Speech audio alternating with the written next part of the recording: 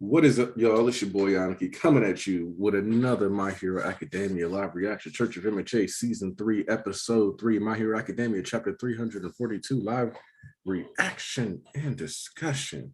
How have you been since we've been apart, my people of the church? How have you been? Let's see. Let's get it all set up. People in the Discord, no? Whatever. How everybody doing today? Last week we left off feeling pretty good.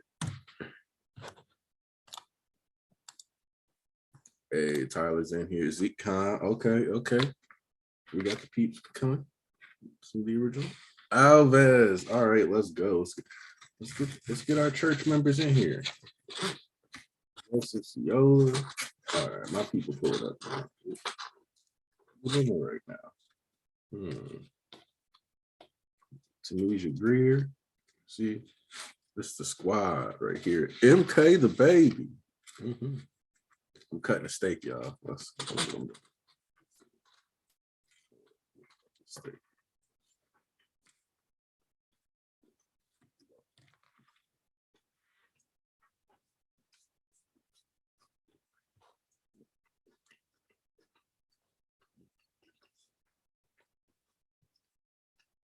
Thank you, Alves. We had a great time. We had 15 people. Let's see who else coming through today. So I'm hoping this is going to be more villain stuff, but I know it doesn't matter because even though I haven't read this chapter yet, East let me know that even more so, he's got energy for people today. And East doesn't have energy for people unless something real juicy pops up that people just, said goofy stuff about. So I'm excited about that. Did see an uptick in dad for one discussion. But I've just kind of come to accept that happens almost every week.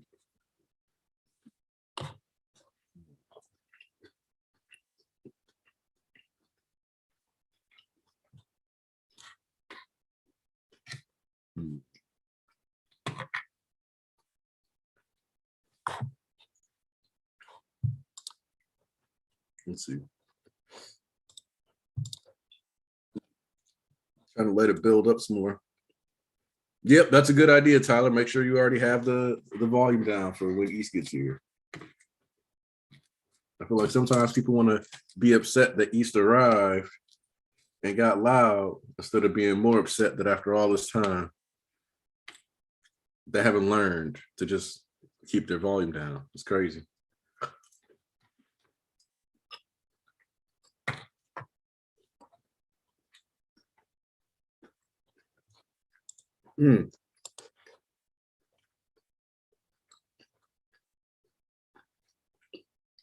Dr. Stone was great this week.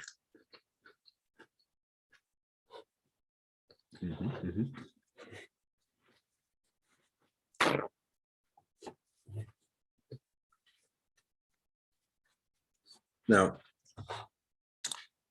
thinking about just going ahead and starting the chapter. My people here, some of y'all anyway. And when we have the discussion, people will just run back if they need to. So let's go. We're far enough along. I'm excited. I want to read. Let's see. All right.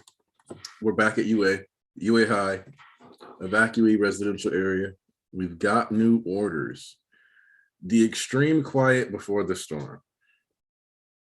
We got new orders. Go on. You know who anticipated that as evacuees here, we wouldn't be able to act freely. He says, fan the flames.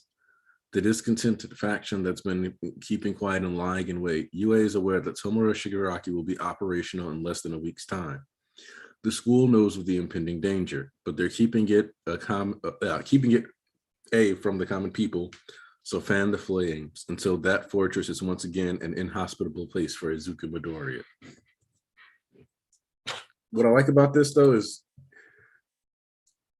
I feel like most of us assumed on some level that it wouldn't make sense for him to have no other evacuees. And we kind of talked about this a lot with multi-trader theory discussion. So seeing that across the board and across society, all for one has applied pressure is important. And it makes sense that hopefully you would think some of these people who got away on the villain side, just from a strategic angle, would be willing to infiltrate and go into these areas. So yeah. Poop, the search area is just too big. Temporary break from the search effort. There's so few heroes left to help. It's a serious problem.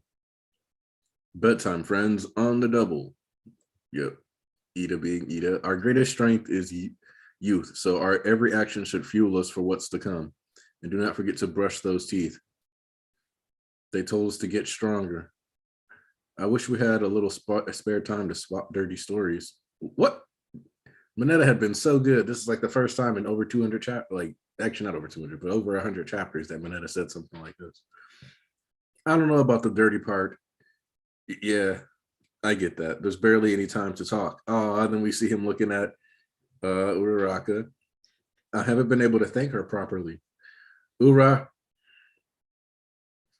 And then boom, All Might comes in. I am here just like every day. What's up? You're full of energy, I see. Just the opposite. All right. Detective, I know how that feels. I know that feeling specifically. I feel dead inside. So I'm going to do as much as possible to be high energy. It's a real thing. Okay, I will admit that Ida's helmet being able to just slide back and then still have the face guard is a nice addition. Maybe it's always been able to do that and we just haven't seen it, but regardless, I do enjoy that. Let's see, just like every day. All right, Detective Tsukiyuchi and the principal too. Does this concern the situation with Aoyama? Tsukiyuchi just holds up one finger. It's about what comes next. And we're only informing select individuals for now. It's time to discuss our final plans for this second pivotal war. All right, let me get the wide shot of the streets. The big three team up talking to interesting. Okay, so I'm curious how Ragdoll is going to come into play here, because while search is a quirk that like was stolen from her, I'm trying to figure out if they figured out some kind of connection between people who've had their quirk stolen and the quirk itself, and that will allow her to actually become useful here, or will make her especially useful, and that's why we keep getting this emphasis on her being around. But whatever the case may be. Let's see. Endeavor, panning over to Aoyama, so certifying that Aoyama's in prison, giving us an update on Kurogiri and how he's still in prison, Bakugo, Shoto, just, general panning shots. Next day, did you hear the principal's announcement this morning? Yeah, apparently Tomura Shigaraki is going to make a big move in just 4 days. The dude that looked all that we know is a worm is looking all shocked. We'd like to thank you all for everything. Midoriya, you're really leaving the school again? It's Koda coming up, Yes, you've given me more than enough downtime to clean myself up. You folks' safety is the goal we're shooting for.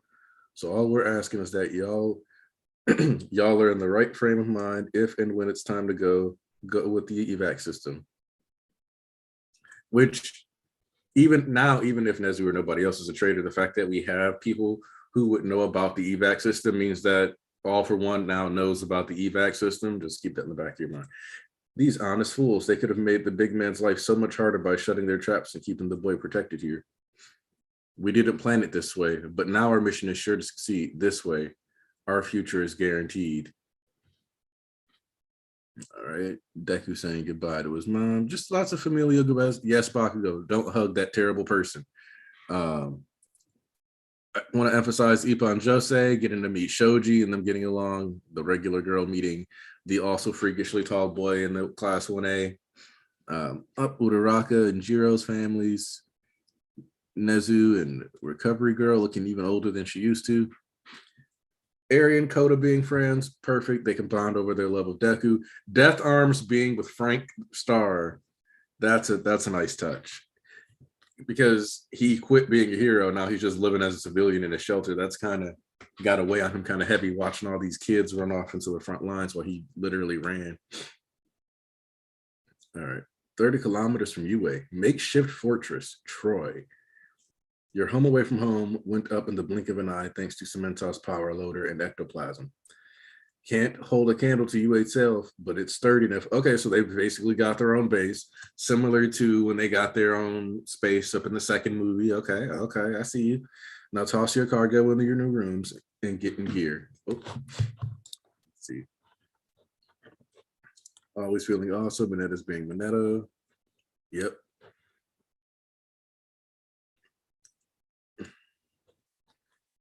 Yeah, that is true of these mole civilians. Like they're like, aha, my job here is finished.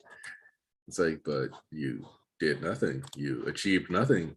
But the same arrogance that the citizens have may be the same arrogance that we're to assume all for one that's going to be moving with, and that will end up being his undoing. But that seems a little too convenient. But I do like the fact that they created a home away from home, them having a remote base so that Deku can't be spied on while also giving them a place that they can clean up and shower, etc.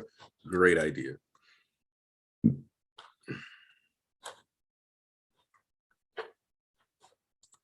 No. Yep, makeshift fortress Troy. We'll see what happens, you know.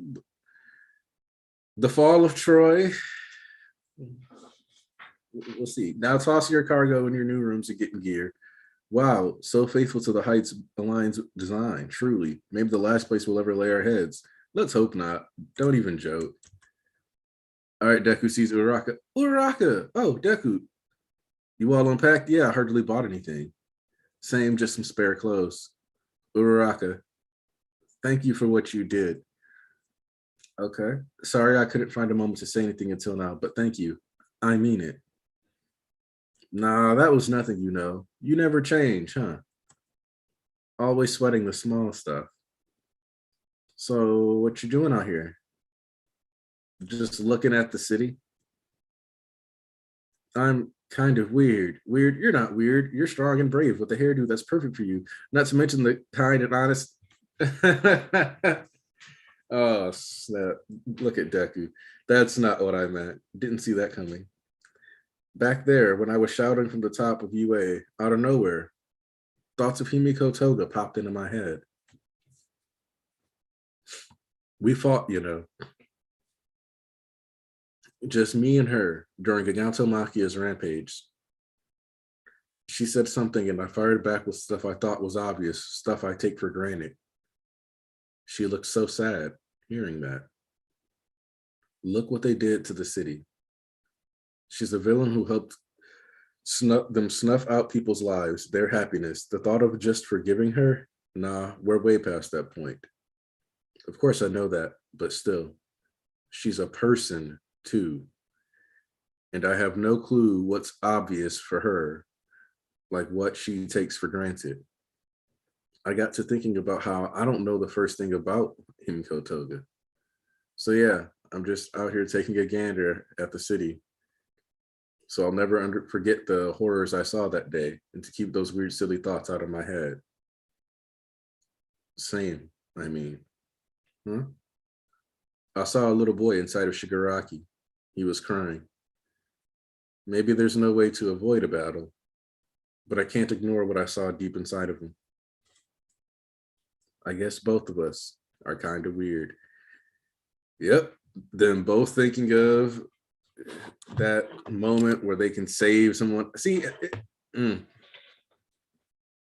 Deku does need to work on his pickup lines. Like, that's not even kind of a joke. Like, Deku does need to work on his pickup lines. But we forgive him because he's trying his best, you know.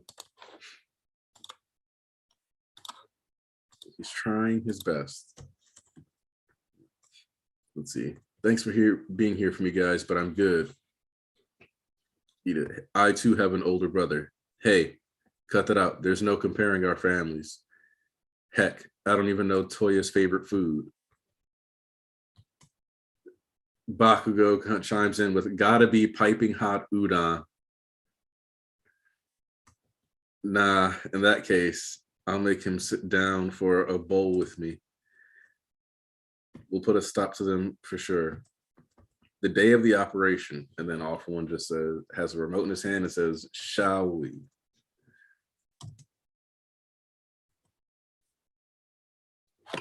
This chapter, calling it the extreme quiet before the storm, really good way to let us know that every bit of peace you got to hear a scream in the background for now. Every little bit of them getting along and having a little wholesome time and smiling. Doom. Like it's JoJo's, just doom sitting in the background. Oh yeah, Deku 100% is under socialized, so there's no way he's gonna have proper game. I mean, and to be fair, it's 2022, and in this universe, it's like 21,440 something. So if it's 2140 something, I think it's fair enough to say that we should also be evaluating Uraraka's game if we're going to get on Deku about his lack of game. That's all I'm saying.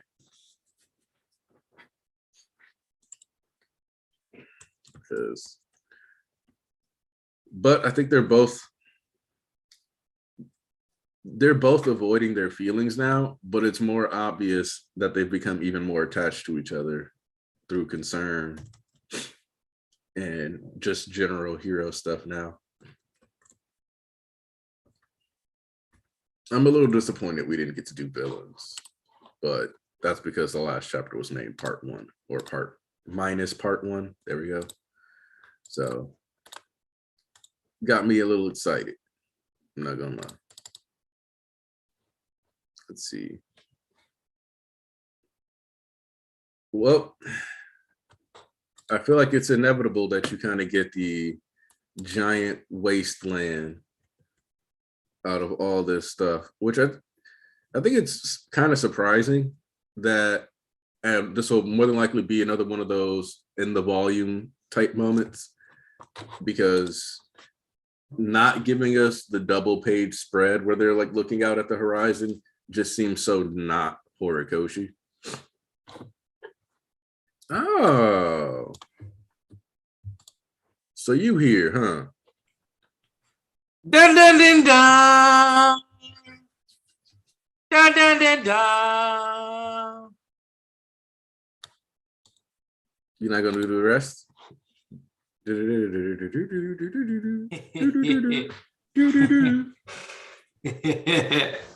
Well now, hello, my friends. Go ahead, turn all the volume down because you know what time it is. And you have until the count of 3, 2 to turn your volume down, and 1.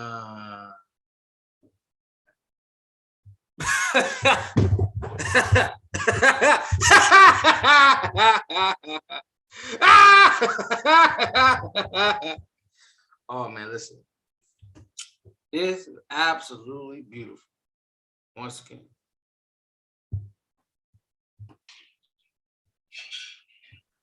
Man, oh man, oh man. Listen. I'm gonna let Tarnish get in here before I pack y'all up. I'm gonna let him go ahead and pop in real quick too.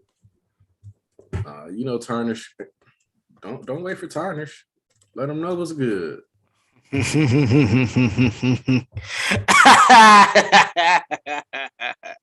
Now, listen.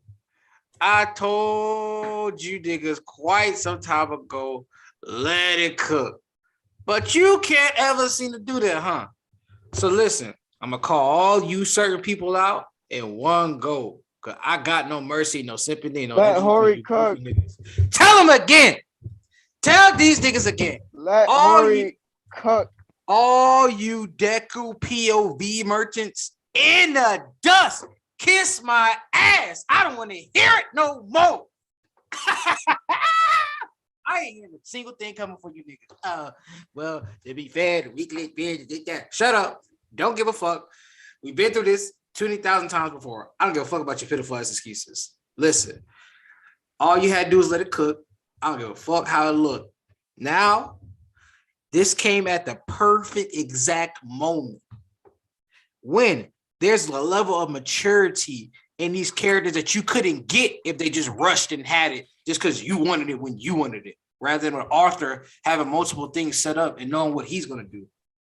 You ain't going to never keep up with this nigga. You ain't going to never be on his level, but you try to compete, but all you do is look foolish because you preemptively judge. He had the levels to this conversation, the maturity couldn't have happened if it was in the house. What they gonna do? Look outside the window, or look at big ass fortress. Oh, we're in this fortress. No. Right after the speech. No, people wanted that in 327. She was sleeping. It was trash because she fell asleep. Like, that's crazy. It's really wild. Yeah, but that's really wild that y'all slandered that chapter for her being asleep. Like, after she did all that shit. Oh God, like I could understand all my shit, but y'all really horror ghosts don't give a fuck. Oh, they ain't gonna never talk. They ain't gonna never have this. Oh, he just throwing everything to the wayside. He just rushing this, that, and the other. Damn, but they just had a whole deep, in-depth conversation, which was a back and forth. And even Deku got to give his perspective on how he felt once again about Shigaraki and them being heroes. And she had a whole moment this chapter, boy. See, look, on a reflection on the clip. This is why I got pulled up bar for bar, because I'm finna bar you niggas up. Exactly why this was a greater moment at this time. It's like, she asked, so what you doing here? Just looking at the city. And she talked about, listen, I'm looking at the city because of all the shit they did. And I don't want to take things for granted. My norm, my old way of life. So I'll never forget the horrors I saw that day and keep those weird, silly thoughts out of my head. Come on now, nigga. But y'all wanted them. Thank you, Ochiko-chan, for getting a speech for me. You're welcome, Deku. Mwah, mwah. That's what y'all wanted. Because that's all y'all would have fucking got. You know what I'm going to say? What's a up? lot of the people who were mad about them not talking right in front of everybody are, let me put this nicely, they don't look like they've had a lot of experience in relationships, or they're really young typically, right? Bro, you know what? I've been noticing this too, because niggas just be talking like out their ass. I'm like, have you ever like been in a relationship, or have you ever been in real life? Like, there's a time and a fucking place for everything. If I want to spit game where I talk to some girl, I'm not gonna do it in front of every fucking body. That's a moment that this person need to connect with separately than everybody else. Because it kind of shows like the lack of nuance or understanding, but like the emotional intelligence between Bakugo, who publicly ridiculed and humiliated Deku, apologizing in front of people, and Deku and Ochako, who have both been very private about their feelings, all of a sudden randomly talking about their feelings for each other in front of everyone. How does that work? And generally, you're not going to have a conversation like that in front of everyone. Like, that's not where those kinds of important conversations are held. People don't even like opening up to people close to them in the first place, and opening their feelings in general. So you think somebody just finna flat out, oh, thank you for everything you've done, and blah blah blah blah blah. Like, no, that worked for Bakugo because he needed to admit his apology and his pride and put it aside. That didn't. Everybody seen what they had between them and the animosity. I don't need that, but that's just who he is in general. Yeah, he's gonna put that big front on and all the big pizzazz and all this, that, and the other. And he's not the one to wait. He's the one I had to do. I got to do right here. Right he's now. He's willing to do it in front of people that could potentially say, no, you're still wrong. Mm-hmm. Like, for what you did. Because he don't care. It's about what's in his heart. He got to stick to his guns. But like, y'all there's a lot of nuance into that too. It's like, y'all kind of weird and goofy, bro. Like, you want to praise for being real, but like, there's a time and a place for every fucking thing. He didn't have to say, we haven't even had time to talk like that or downtime. You should fucking know. Like, nigga, they've been out moving since the next day Deku got back damn near. Or like 2 days after that, they was already on the fucking move. So you would know they didn't have no downtime because you knew squads was moving out. They have to go do this. They got to do that. Yeah, like y'all got a week. But he still had to point that out anyway. And there's barely been any time to talk. That's because people don't get it. Still had that line. Exactly. I swear to God, I was like, bro. Also, think about this. Down. Yeah, because like this chapter started with them being dirty and dingy because they are still on these days doing all these searches and stuff. So it's like they have been going at it, like doing all this other stuff. When I'm exhausted, I'm not trying to have what can easily be another like super emotionally intense conversation. Right? Like, all right, I'm trying to relax now. Bedtime. Like I'm gonna put it like this, straight up. I don't care if your feelings get hurt. We're just gonna keep it real for a second. If you ain't got some weird ass circumstances, like maybe you like Anarchy, and you had like some real anime ass shit going on in your life. You had to work to provide for your siblings because you the oldest, and you got this shit to do and that shit to do. If you really living a normal life and you like just 18, 19, I understand why a lot of y'all niggas don't get that shit. Because to be honest, you don't know what busting your ass is all day or being an adult and you fucking drained and tired and stressed. You want to come home and be like, deal with other nonsense? No, nigga, you want to come home and enjoy yourself. Why do you think niggas come home and drink a beer?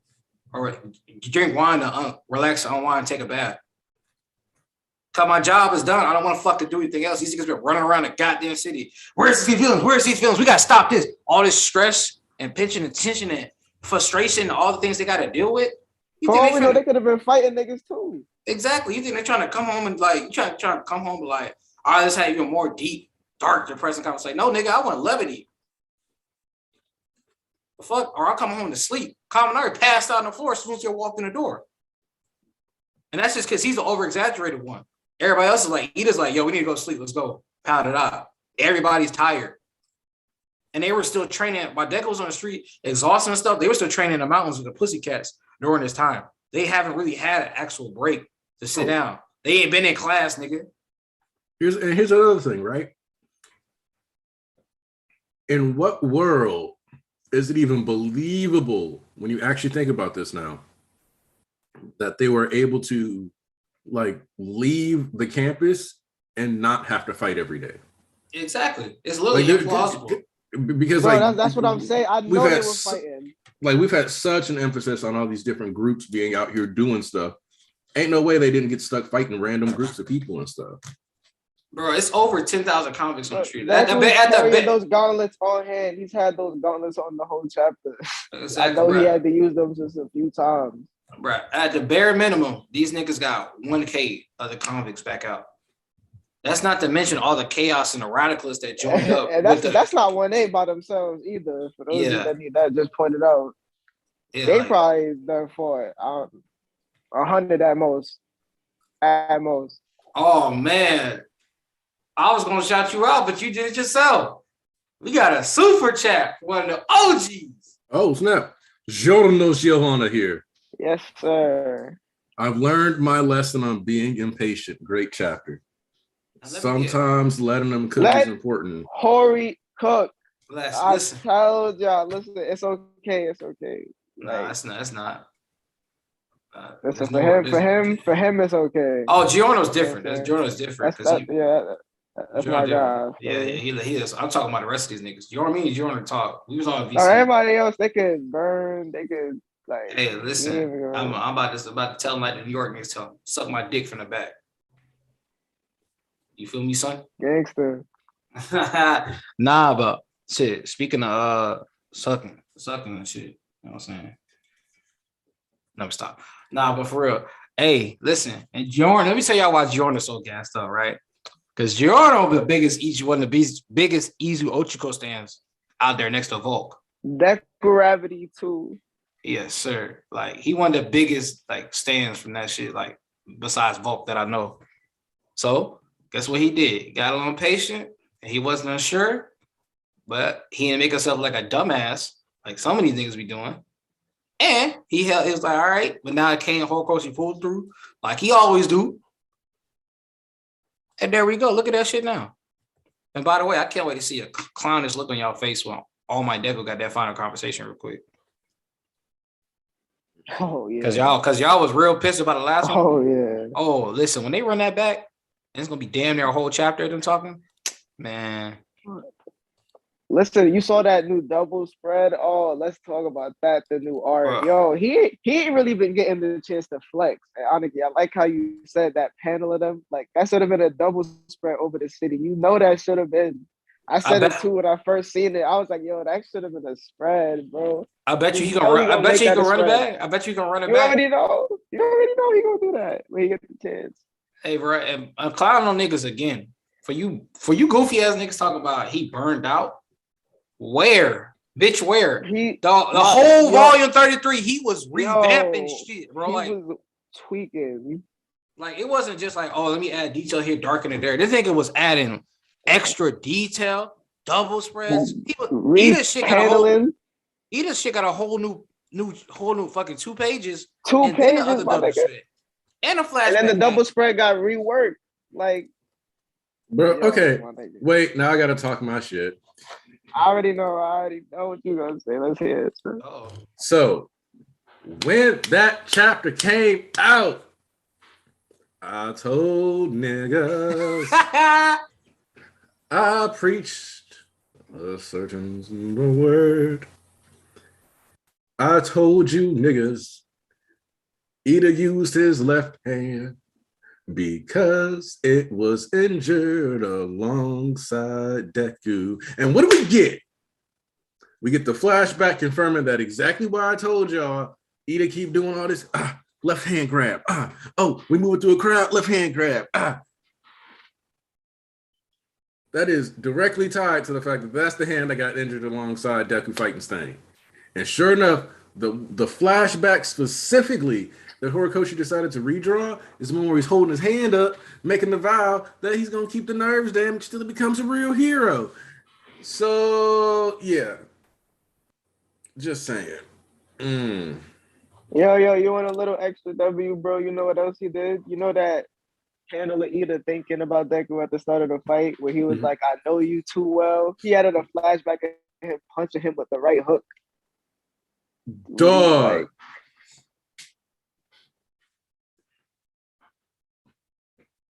Thank you, Alves. I do think Horikoshi saw what was needed and was like, oh. Horikoshi saw me say that and was like, damn, the rest of them didn't get it? Fuck. What is why I say that Horikoshi's 2 biggest weaknesses are thinking people will pay as much attention to the stuff that he pays attention to. And I'll say writing the start of a saga. Because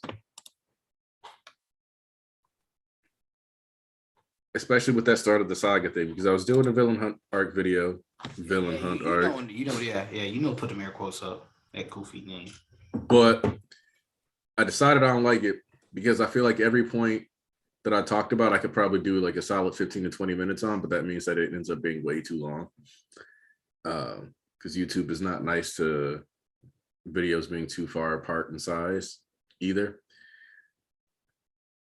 But almost everything about the villain hunt arc that people don't like is because it didn't confirm their headcanon about a specific plot point, or because they see, okay, and this is really important because it's a writing style thing, and you're allowed to dislike the writing style, but you do have to focus on the narrative intent when evaluating the quality then, because basically being mad that an arc wasn't being written how you thought it was going to be written is a little different than just like looking at like, this is what they were going for and this is what is wrong with how they executed it. But that arc is not written as a direct continuation of what happened in the war arc. It is written as more or less a sequel to the Rise of the Villain Saga, being provisional license through Paranormal Liberation War arc. Like that whole sequence, those like basically 200 chapters is a contained story arc within the larger story arc. This is where you get into phrases like act scenes and etc. Because you know the chapter was called The Final Act Begins, and we chose the scene You know, like when you're reading a play, it's like, oh, act one, scene one, setting, the streets. It's Deku in the streets. So it's like people read final act. A lot of people started thinking this was the final arc. That kind of changed how people thought it was going to be seen, because they're like, oh, we're going to be exploring this, and this. We got to go do this. We got to hit this. We got to hit this. So, but if people were looking at this as a continue, like the start of the story, they'd be like, okay, yeah, just like in provisional license exam, and just like in the first 20 chapters of MHA, we have to evaluate what society is, how they look at heroes, because you know in the first couple chapters you get to see them standing around gawking, treating it like entertainment. Provisional license, we circle back and it's like, okay, people aren't necessarily running out here, but like that's when we get told about the villain alliances forming. That's when we get told about, you know, like just people might not be as happy because All Might's leaving, you know, this could be dangerous, blah blah blah, just all this unrest. And then we circle back at this point, at this juncture, to be like, they have completely turned against the heroes. Each of these three checkpoints in the story offer basically a restart and a reintroduction. Same thing goes with like how the world is interacting with other heroes or the response of the government. Same goes into like as far as what Deku's fighting style is, and the same thing goes with arm updates plus costume modifications or changes to the look, because we always get costume updates from the start of the saga, as well as fighting style updates, which is why the fight against Muscular really came off as like very checklisty, when it's like float, smoke screen, black whip, danger sense. Yeah, like you can see he can use these really well. And then the fight versus Nagant introduced the powers and power that he's going to be working towards, just like how shoot style introduces, you know, what he's got like to compensate and how he's going to be fighting on his own. But then later on during, you know, Rise of the Cycle, we get the Air Force stuff as like a means and other stuff for him to work on and power up as the saga progresses. But yeah, whew. All that to say that people just don't, like Horikoshi's writing style just doesn't always go how people want to. I told them he prioritizes or sees as important. Told them niggas before. And he knows what to do when he wants to do it. I don't know why y'all be trying to tell him when he gonna do something, when he should do something. By the way, like the stream. Mpanzu will be upset with y'all. And he coming through later. Yeah, like the damn stream. Yeah. Especially since y'all know y'all proven wrong. Or y'all got validated. Deku's trending. Yes, sir. Deku deserves to be trending. Oh God. Y'all was acting funny. Y'all was acting real funny towards him. That's really sad. Yes, her too, of course. Y'all was acting real funny towards my boy when he got clean. That's really crazy to me. When he cleaned up, y'all turned on him. Oh God. Like a man can't take a bath. That's wild. He can't get his head on straight because he was acting reckless and goofy. Yo, he got some new gauntlet. Like I know I was eating. He finally took a bath. He got some new gear, a new perspective on other hero courses. Like he was developing to me. Like I was still eating. I don't know what was going on. He was like I said, nothing's more ironic than everybody being like, Deku needs to take a bath. Deku needs to take a bath. Oh, I bet Deku stinks. I know Deku stinks. Look at him. He's all messed up. He's dirty. Deku stinks. Oh my God. And then be like, haha, coming out, you pointed out that Deku stinks. Yeah, because, you know, we were talking about how Deku stinks. Oh, man. And then like they see Deku like get thrown in the bathtub, and then like, oh my God, I can't project out of him. Mom, where are my pizza rolls? I haven't taken a shower in 3 weeks, and I need to relate to this character. Like, this character lost all relatability. He took a bath.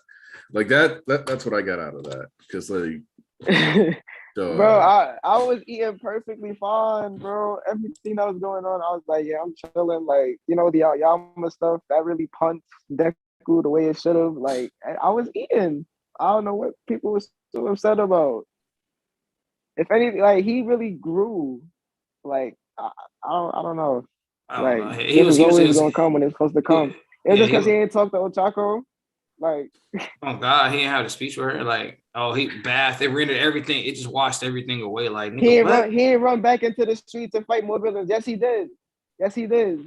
With his squad properly, getting a rest. Like he should have did from the start, but no, he was going stupid and reckless, and that wasn't the point of this. Nobody, listen. You can tell me I can't prove that he fought, but I can also tell you that you can't prove that he hasn't. So yeah, they've definitely fought. They've definitely fought. And you know it. Like hands have been thrown still. Mm-hmm. He took a bath. He's with his gang. He's learning that he needs people. He's getting new stuff. Like revelations is coming towards his way. He's handling it the way he's supposed to. He's reaching out to Aoyama instead of doing what this cop is doing and just throwing him in prison. Like, And Alves, you right, bro, because that's what happened.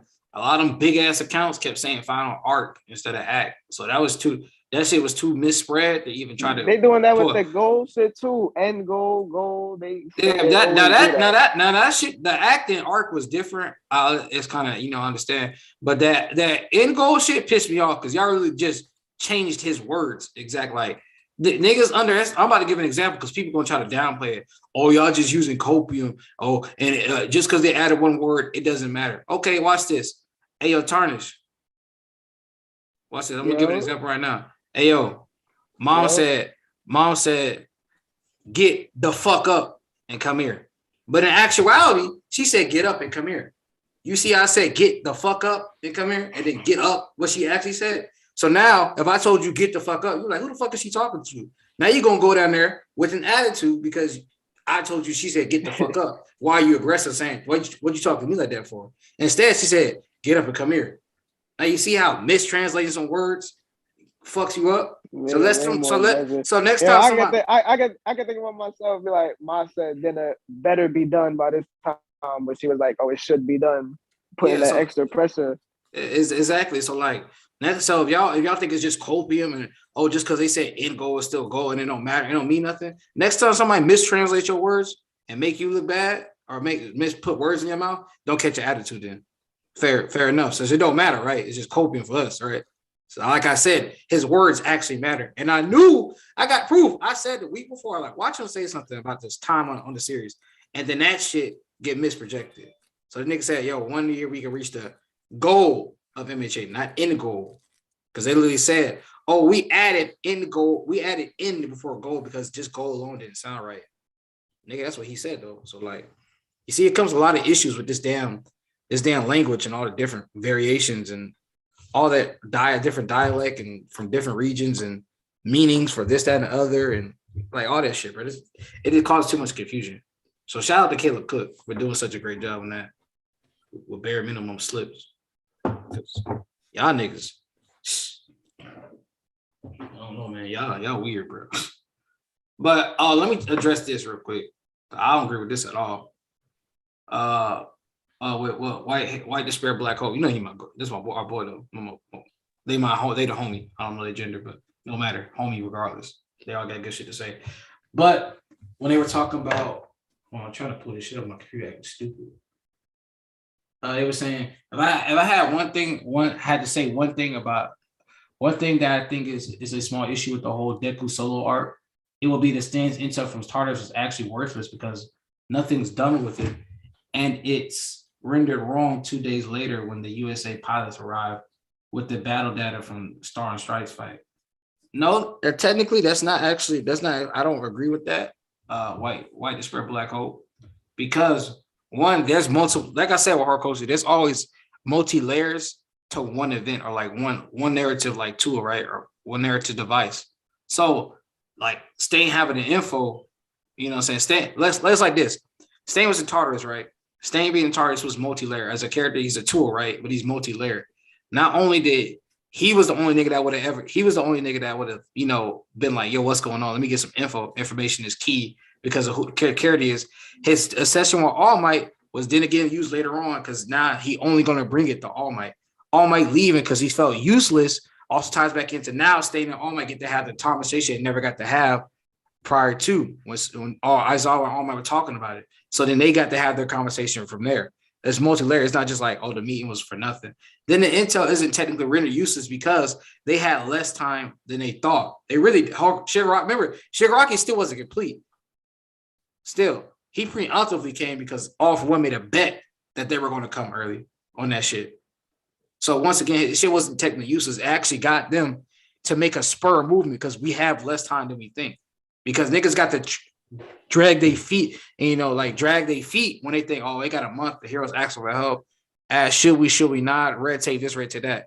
Then them niggas like, all right, bro, we got like a week before it was like, we got like a week before, this nigga pop up. We need help now. and these niggas still dragging their feet through red, say, well, what about this? What about that? You know what I'm saying? The stars, as you see her backstory and everything ties together, like she made that jump to do this and other. That shit was less than a week. That shit was 3 days, bro. Yeah, so it's like, bro, so it's like, nigga, we gotta move now. Like, we have no choice. And you see these niggas still dragging their feet. So then guess what? They pump in, it's like, all right, listen, you know, we need to go ahead and move it now. Like, we need to fucking move it now. It's like, I understand, but then at the same time, yeah, honestly, I'll be honest. Like, I know we like to crack jokes about the heroes, but I'm gonna be honest. I'm gonna look at it from their perspective. They've been through a lot. Like, they've been getting hit with haymakers back to back in terms of information. Like, they've just been they've been in all for one's palms. Honestly, this whole act so far, like, they just keep getting smacked with information. Cause that's all that same thing really was. Honestly, it was honestly like a wake up call for them. Like. And honestly, they have records on Tartarus escapees. I want to say too, they might have that. Also, so they might I'm have gonna some say, countermeasures against them. I'm gonna say one of the even more important things though is that Stain's conversation with All Might was a lot, and it had a lot of value for All Might's character and what he was going through. Stain's intel doesn't have to be right for that section to matter, because it also reflects having everyone in your story be 100% reliable is kind of really shitty writing. If your characters are never wrong, or if your mildly crazy character isn't at least a little off when giving out information, there's kind of a disconnect between what you've written and what you're actually doing with that story now. Like, if we're honest, Stain having the focus to kill people and do all this other stuff and hunt people down, sure, I can buy that. Because it's mainly him being focused and just seeing heroes that he doesn't like while he's in certain areas and killing them and then running away.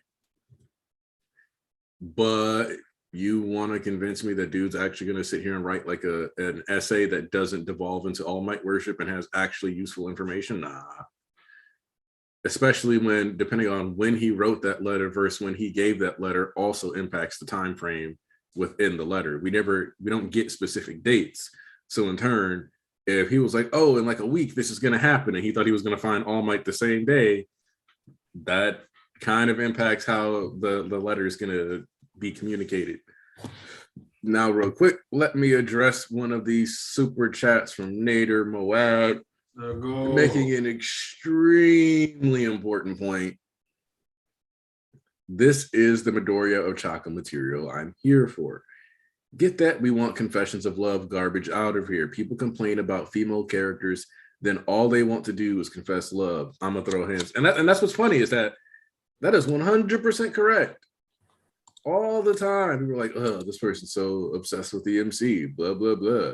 And then it's like, the character is doing all this other stuff and people are mad about it. Yeah. So, I don't know. Them niggas be really weird. Because let me ask y'all this. So, every time y'all complain about Izuku Ochako not kissing yet, I'm just going to bring up all these other, shonen air quote series that niggas didn't, do anything to the end.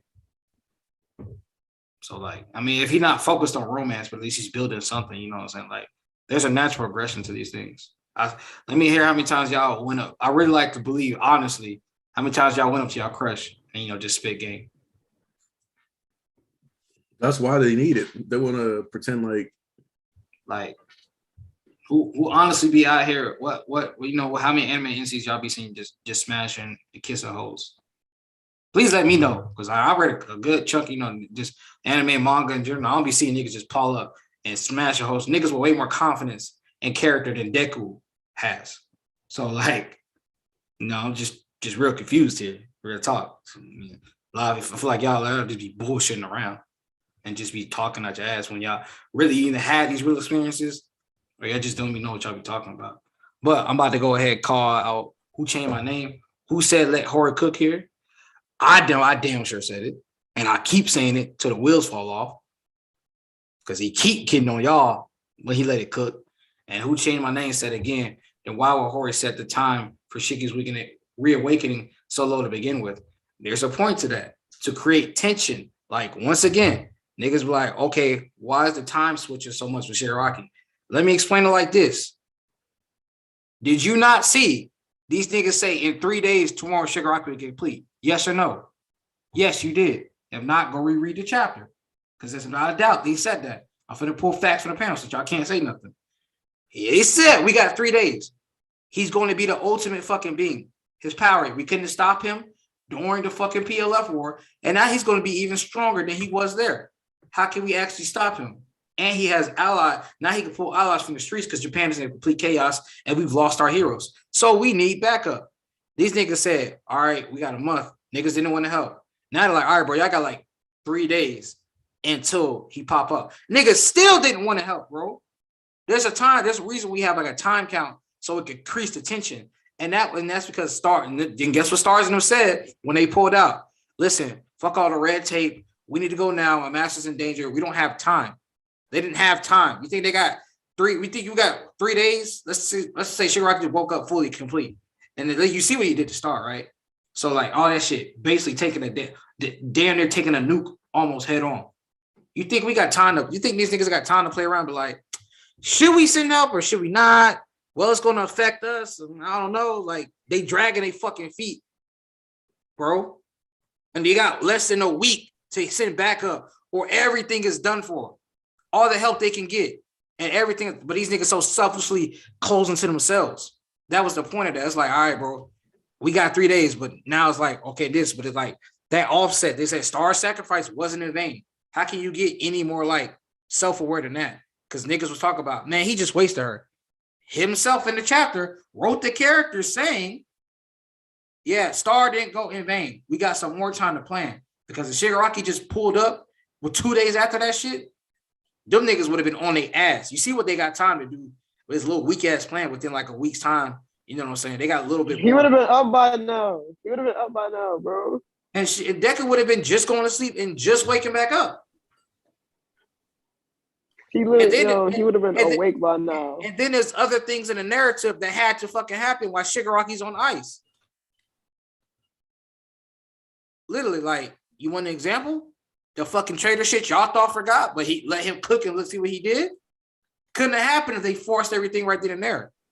Which just was like written perfectly, by the way. Exactly. Just as why it's another reason Deku had to go back to fucking UA to do this shit too. It's reasons things happen within the story. I understand you're not the biggest fan, but don't act like shit was just useless or pointless. There's always a point to everything. Like, I understand you're not the biggest fan of it. They say you had to be, but we're not gonna bullshit like shit just be randomly written or whatever was pointless or useless. That's not gonna be the case. We're not gonna pretend like that. What's up, J. Michael? Hey, Jay Michaels fans, why hasn't Ochako talked with Deku yet? Or you forgot about her? Ochako deep in thought about the difference between heroes and villains. If somebody get that meme where it's the two people laying down in bed next to each other, it's like, I bet he's thinking about this. And then it's because that's exactly that what you just described. Because, man. Hey man, listen, why you just spread Black Hope? I don't know what they plan is, but that shit ass. They complete playing ass, no matter which way you look at it. It's too. Let me say this, like I was telling them niggas in VC Friday. Cast aside whatever you care about. If you don't want the series to end or you want part 2 or not, don't care about the end, right? Don't even throughout this whole big ass arc that's about to happen. The ending doesn't matter, okay? Cast aside that. For now, the chaos that's about to ensue. Just enjoy what's about to happen because I swear to you, this is finna trump the PLF war on all fronts by every stretch of the man. Like, it's finna be pure insanity every week, bro. Next week? The ball rolls and it don't stop until we hit the fat lady singing, which is did we end in mediocrity or did we go down to greatness? So like, we ride until the wheels fall off, bro. I'm riding to the wheels fall off. I don't know about you niggas. Hey, Nafisa. Hey, J. Mako. My goat showing up. Listen, don't worry about how this ends. Don't worry about, is he going to pull this down the nigga? Listen, just let this shit eat because this shit is finna be pure chaos. Let me tell you this. Give me 100% proof. Give me 100% plan of what the heroes have as a plan like you did in PLF. We don't know shit. We got We got like 40, 50, we got 50% of their plan. We have no fucking idea what Spinner said to these convicts, what all for one really got planned, the amount of man force, all the convicts we got, the advisors, what they can do, where they scale. Bro, I'm telling you, on each side of the fence, it's finna be chaos. It's no more talk, bro. It really starts like today. Like now is all these pieces gonna start coming into play finally. Like now. And it only moves from here. Like it only goes up the ante, up the ante, up the ante. And say what you will about, he won't. I'm gonna say this in a side note too, real quick, before I get back to my main point. You niggas talking about having the balls to kill kids and this, that, and other. It's not about having balls, nigga. He could do it if he want. It's about, does he want to do it? That's again, that's like y'all saying, does he have the balls to, like, have them kiss or pull through? And it's like, is he aiming for that right now? Or is there more shit that they need to do before they get there? There's a difference, and know it. He do what he want to do. He just saying, like, should I do this now or not? There's a point to everything. But back to my main point. Don't matter how you feel about the kids. The kid, you can say, please have plot armor all day, have no fear. The heroes, nigga, they finna be throwing bowls with crazy high tier ass niggas. Like Fat Gum and other niggas and this Yoke, Shishido, Gang Orca, they get into fights this time. Ain't gonna be no, you scaling through. Like the tension gonna be legit insanity, bro. Like, oh God, it's not gonna be like a Maki, everybody running away and this chaos. Like, no, they gonna be fighting in team battles 1v1. 1v1. Somebody like everywhere. You lose, you die type shit. Like, it's finna be fucking crazy, bro. We also got to emphasize the point that, unlike last time, they're not going to get that same benefit of the doubt, because I think a lot of people are also forgetting there's straight up a panel of Momo being like, we're only here because the thing chose not to fight us, prioritize us, or see us as like a worthwhile combatant. They were just trying to go past us. They weren't trying to fight us. Exactly. They don't have that barrier this time. Dead ass, like, let me explain something to you. There was no, I originally thought, okay, when Horikoshi had that, it was like sort of a pump fake, but I see in hindsight what he was aiming for now. I thought it was going to be team battles, you know what I'm saying? Because like I said, joint training was just a precursor to what happens later on. And I thought it was going to be in the war, but he had a second war right behind the first war that's even bigger than that. So with Maki going out this time, like I was saying, because he was kind of he was a hindrance last time, low key, to the story overall, in hands being thrown.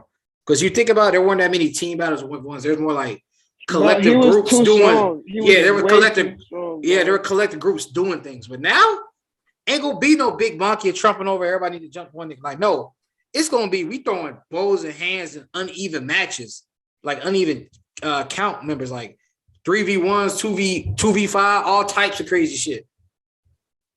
Like, there's no president. There's no team A is here, team B is here. We attack these two locations.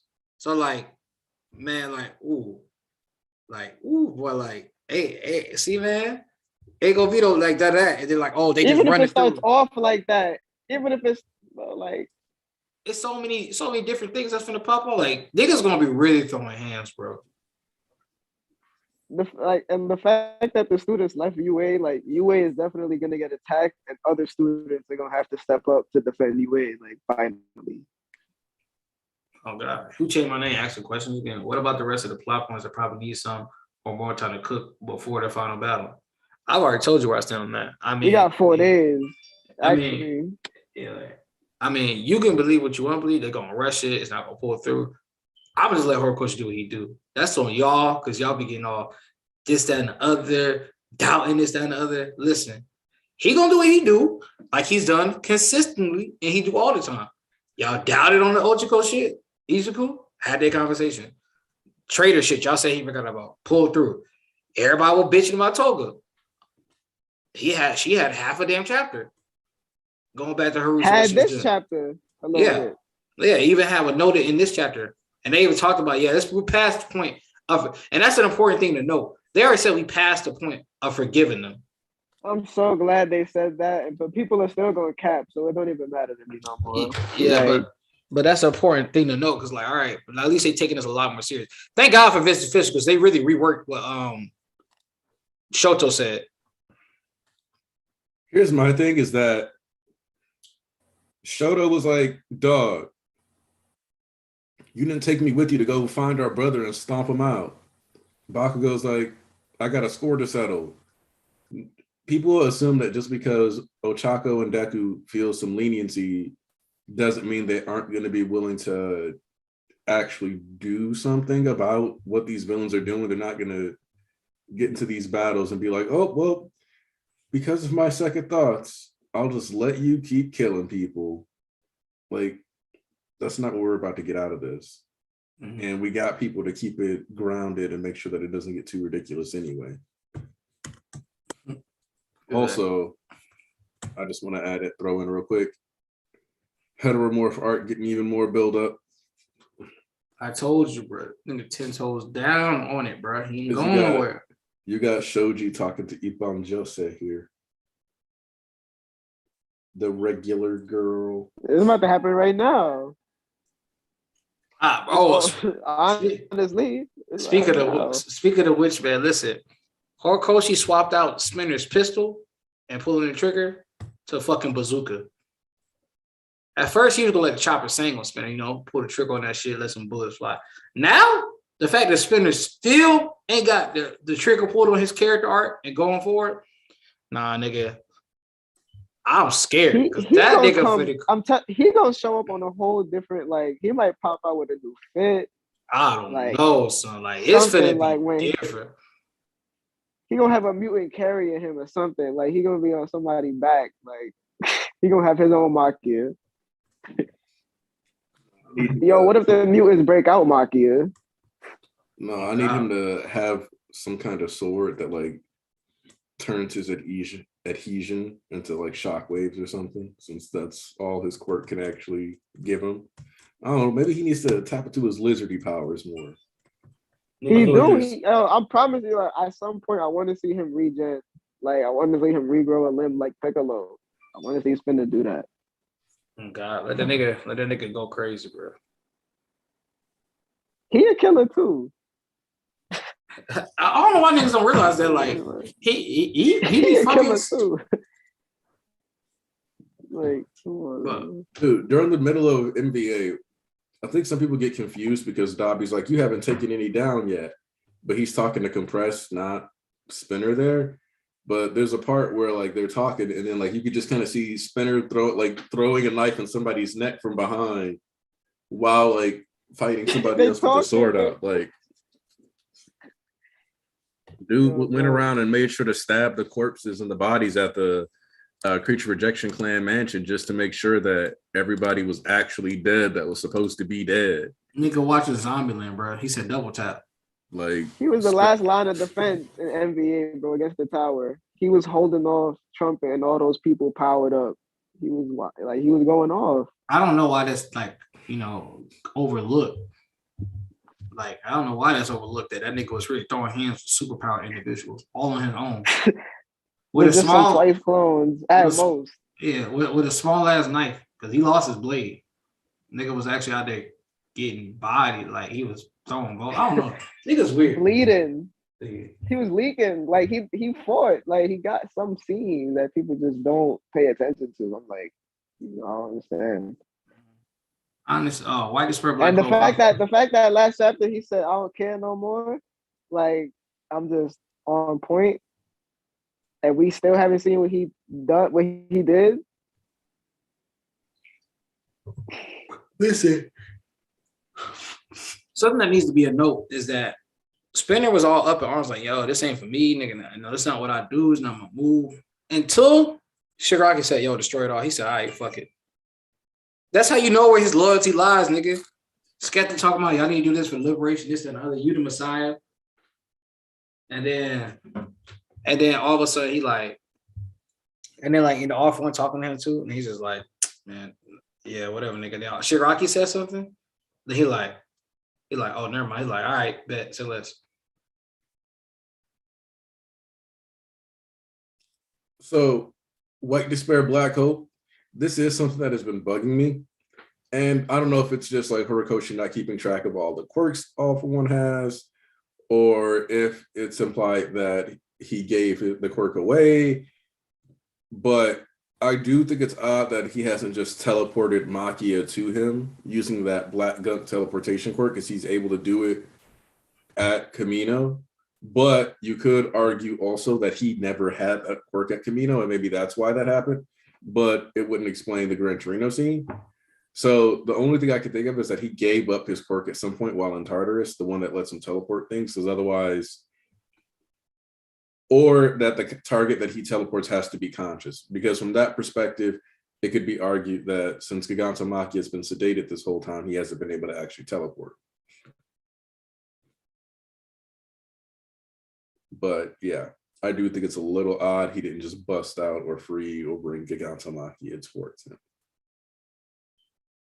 True that. But then that also comes with a sort of, I don't want to say catch-22, but that also comes with like a stance type beat. Listen, it depends on where you stand as a future of the series, whether you're worried about Makia and the whole plot line about the master or not. If you believe this isn't the end of everything, then you know it doesn't really matter that much to you. It's a big of a deal.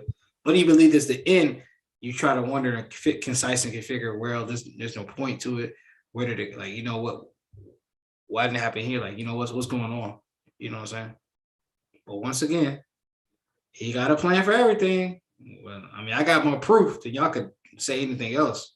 That Horikoshi ain't got no plans. So, like, why the other trade take so long? Because All For One was gone and he thought he was free. There was no reason to bring it back up. Why would I throw myself to the wolves? Please explain to me why I would throw myself and confess that All For One had me in his back pocket with the amount of guilt. Why would Ayama throw himself under the bus? He wasn't even finna do it last time after everything. One of the issues a lot of people have is that instead of them being like, damn, I predicted this thing and I was wrong about my prediction, they consistently opt towards, well, my prediction wasn't a bad prediction, so it's okay that I made that prediction, and you shouldn't like act like and it's like, no. We like somebody mentioned what Knox said, you are allowed to have your week-to-week reaction. But one, I think you shouldn't act like that opinion is above scrutiny. Two, I especially don't think you should pretend like that can't be like criticized specifically for not knowing the whole plot, because it is technically an opinion formed in ignorance. Hell, all we need to go beyond that. Just, man, y'all frustrate me sometimes. Yeah, for real. Y'all frustrate me. For real. Hey, so Daniel was talking about, yeah, to be fair, once again, too, they don't really need to get Makia right now to make a difference and win the war. Like, cast aside all that other shit. Logically, they don't need. Wait, time out. What would have been worse, bringing Makia back or bringing twice his blood into play? Because that's like the same level to me. So if he would have bring Makia back, it would be even more like, oh my God, bro! Like you just giving them everything. Like there's like I don't like heroes gotta have some pieces, like something. He's giving them scraps. Don't get me wrong, like they got scraps. They like to run in the family. They getting like fucking. Oh my God, yo, you better get your ass in here, nigga. Nah, oh my God, it's the soccer mom. It's the soccer mom banger. That's crazy. Honestly, I'm still wondering how Ujiko's even locked up. Honestly. Oh God. Listen, man. All right, so I'm put like this to you, like Sir Black Hope. To me, it's crystal clear that you believe the series is ending in its entirety with no continuation after this. If I'm wrong, tell me. But it's clear to me the way he's talking. This is the final battle. There's no other way. These characters come back later. It's like you put like all cards have to be on the table. There's nothing left after this. This is, and the villains just lose. If I'm wrong, you can tell me. But the way you keep pushing this, wait, hold on. Mr. Compress, Hori already said he's coming back though. Like we got that confirmation in the volume extra 30.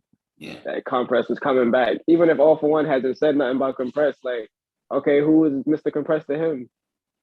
Why would he want to help him? Exactly. Oh, you know what? That actually, thank you, because now that reminds me what I was going to say earlier, because Aniki is talking about All For One's ignorance is going to be his downfall, right? So we know for a fact, I don't care what anybody talking about, Shigaraki gonna overcome this Vicious nonsense and be, the final antagonist, right? So in that regard, that I just seen the beauty of what he just did right here. All for One being the first one to make the move while Shiggy's still resting up. The LOV gonna move with mainly Shiggy. You know what I'm saying? At least Spinner gonna be in the back, and they still got the Twice stuff, so they finna have the conversations with Twice, and they finna be doing their thing. So I could already see the point that Shigaraki would go on a little spree real quick and free some more of his allies, like Redestro and them, and compress too the niggas he give a fuck about. Fuck All for One saving the compress. That shit would be weird. Don't make no sense. That's Shigaraki and them boys. Like that whole, like I said on Twitter, that whole class A is a found one. That whole class A is a found family trope, and Horikoshi spelling like that. No, that's dead. You're wrong. He's not trying to aim for a found family trope with class 1A. That is what the LOV, and that's crystal clear. Them niggas spit their lines about finding a place where they belong, a home, a family, time and time again. That's where the found family trope is at, and that's where it's intended. Class 1A is just a group of friends in the same course trying to be heroes. And then they met each other. The league teamed up because they teamed up for reasons a found family would team up. Oh, we outcast the rebels, fuck society's hot beat. It's us against them type shit. Like, come on now. And the moments they be having. So that's where the aim is for. So if Shigaraki coming back, he gonna get compressed in his fucking people. All for One not finna do that shit. That would be weird. Compress isn't actually a valuable nigga oh, I could use him to make a complete difference in the war. No, he not gonna do that. He worried about his pieces and shit like that. But Shiggy, that's his nigga. I don't have to have a reason to go get my nigga. You know what I'm saying? Just because he's useful or not. No, that's my nigga, so I'm gonna go get my nigga at the end of the day, my homie, my friend, my brother. All for One don't care about what's useful and what's not. You see him talking about Ayama on the niggas, throwing away niggas like cheap 100 yen lighters. Fuck. So him not getting people. He got sleeper agents on top of sleeper agents. Oh God, bro. Shout out to another big W. I told nigga, why I don't think this the only nigga he got? By the way, a 100 yen lighter is 87 cents. Come on now, son. Come on now, son. And the fact that they layered that over Shigaraki's image when he said it. Dog be talking all the shit. Bro, listen, like I said. He gonna get his. He gonna get his. Like I said, I don't care. I was wrong. He want this nigga body. It don't matter because at the end of the day, it's going to be Shigaraki. So even if they nigga flip the script or Koshi retcon and shit, I don't care. Shigaraki gonna be that nigga at the end of the day, and we gonna handle that nigga soon. The more so this nigga makes the moves up front first, while Shiggy in the back going healing up before he become 100% and do all his crazy shit. The more it even lets me know, this nigga's that nigga, and you make it on the moves first. Come on now, listen, bro. Think about it like this: the amount of force they have Trump and shit on their heroes, it ain't nobody business, right? Like somebody in the scat porn or some shit, right? It's shit on them like ain't no tomorrow. So they will only need to split their forces in the convicts and then the radicalists and get those niggas to fucking All for One.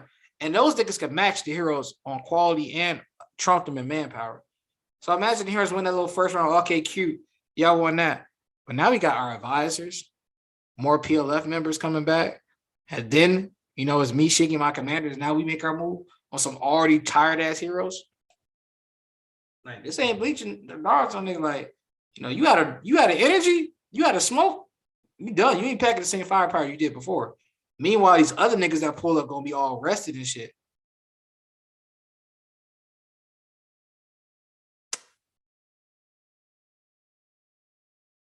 I don't know, man. I don't know what to tell you, man.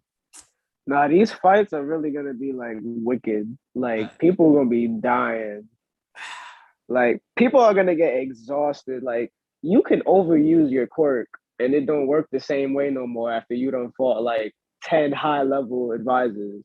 And then you got a mutant type waiting for you right there. And maybe you could body him, 10 people ago, but the villains just have so many forces compared to the heroes. They really have to fight so many people that they don't know about. Literally, bro, think about it. Remember, quirk matchups matter. All the time. Like, and they got detonite gear on the street, boosting people quirks. Trigger. Please stop, bro. It's like, mm, mm, mm, mm. Back foot ain't the word, nigga. Twice his blood. They gonna be clones. They gonna be like, yo, I'm fighting Dobby. No, I'm fighting Dobby. I thought I was fighting Dobby. Oh shit. Yeah.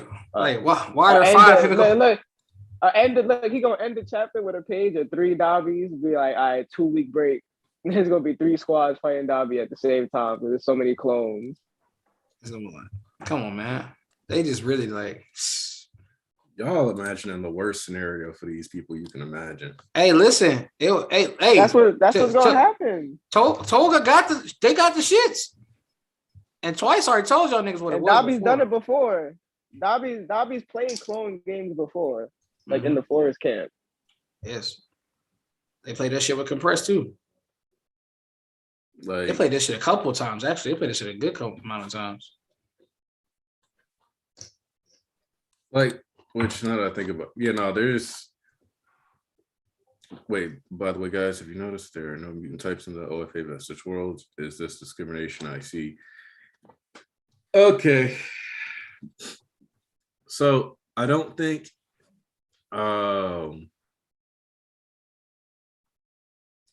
wow, this is a loaded question. Are the One for All users racist for not having any heteromorphs? Now, I feel like because of why One for All was passed along, and because of how discriminatory people are, passing One for All along to a heteromorph might have been the end of One for All, or made it really hard for that person to pass it along if they had been a heteromorph. Because if we're still having heteromorph issues today, then without question, within the first like 1 to 5 users of One for All, a mutant would have been in a horrible position.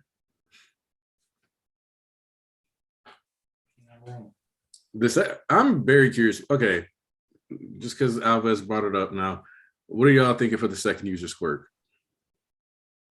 Listen, I think it's an attack. I think it's an attack. It's literally no way outside of it being an offensive quirk, bro. At this point, you know what I think. Why I think people are like over exaggerating with it. Like, I always think about how he used the third user's quirk. Like, they had that talk. He found out all their quirks, and he's just literally waiting for the perfect, like, not the perfect chance to use it, but we just haven't seen it, like what it is or how he's thought about it, like. Because he used the third quirk for the first time against Nagant. Like, and he already knew what it was. That was the first time he used it. So obviously he knew about it beforehand. So like we literally just haven't seen him use it. It's probably just a regular ass quirk. And we just haven't seen it. Like, I'm not gonna try to overhype it or anything like that. Because I'm not really expecting too much on that. Yeah. When they come, I'm surprised because you definitely your boy. When they come, niggas gonna be gassed. It's supremely boosted. When they come, I'm gonna be gassed, but like I'm not really gonna sit here and worry about it. Is what I'm saying. Okay, yeah. I already know. I know that he knows what it is. It can't be anything too crazy, and if it is, good for us, I guess. But it just, I don't know. People worrying too much about it. It's just a quirk, to be honest. Like, it's just a quirk. Like, it really is. I'm just telling you. It's like, hey, bro, simple enough. It's just gonna be a damn tackle quirk. It's gonna be a attack quirk. Ain't no more support. You seen what that nigga Shiggy is made of. We don't fuck else support gonna help us with. We need some offensive shit actually flying to damage this nigga. Nigga was taking on laser beams. You think air blast gonna fucking really affect him? You know why I'm not looking forward to it, bro? Because I already know when it comes, people gonna complain about it. And I'm like, bro, y'all wanted too much from it. Like, y'all doing too much. I already see that discourse happening already now whenever that quirk gets revealed. Oh my God. I mean, you know me. I don't give a fuck what none of these niggas gotta say. Ain't nobody talking to me. And I'm not gonna fucking do shit either. I'm gonna stick with my nigga, Hori, and we're gonna ride these wheels till they fall off. Niggas always bitching and complaining. I swear to God, bro, when 5 Gen got revealed, everybody was clowning the quirk at first. Oh, this is just a power-up quirk. It's just a little tool to get to 100%. I was like, I see how y'all moving with these quirks. And then when like smoke screen and all that danger sense, I'm like, y'all don't even really care about the quirks. Yeah, y'all was wasting all this time like theorizing what they could be, how important they are. Like, I'm like, Well, y'all don't even here's the really thing. care about them. As much as people say they don't want Deku to be straight up broken, they wanted those quirks to be OP. Oh god. That's what they did. And they are used in the right ways. Like they wanted him to get like 3 explosion level quirks. Because I think they would have rather him gotten an OP quirk that was a little unwieldy and took time to heal, like learn, than simple quirks that you would later use as augments to your fighting style. Because that's one of the things that I talked about too, even though I'm probably not going to use that video, is that when we get these updates, you kind of get to see like Deku is proficient with Danger Sense and Float and Black Whip and Smokescreen, but Smokescreen, Danger Sense, and Float aren't that complex to use.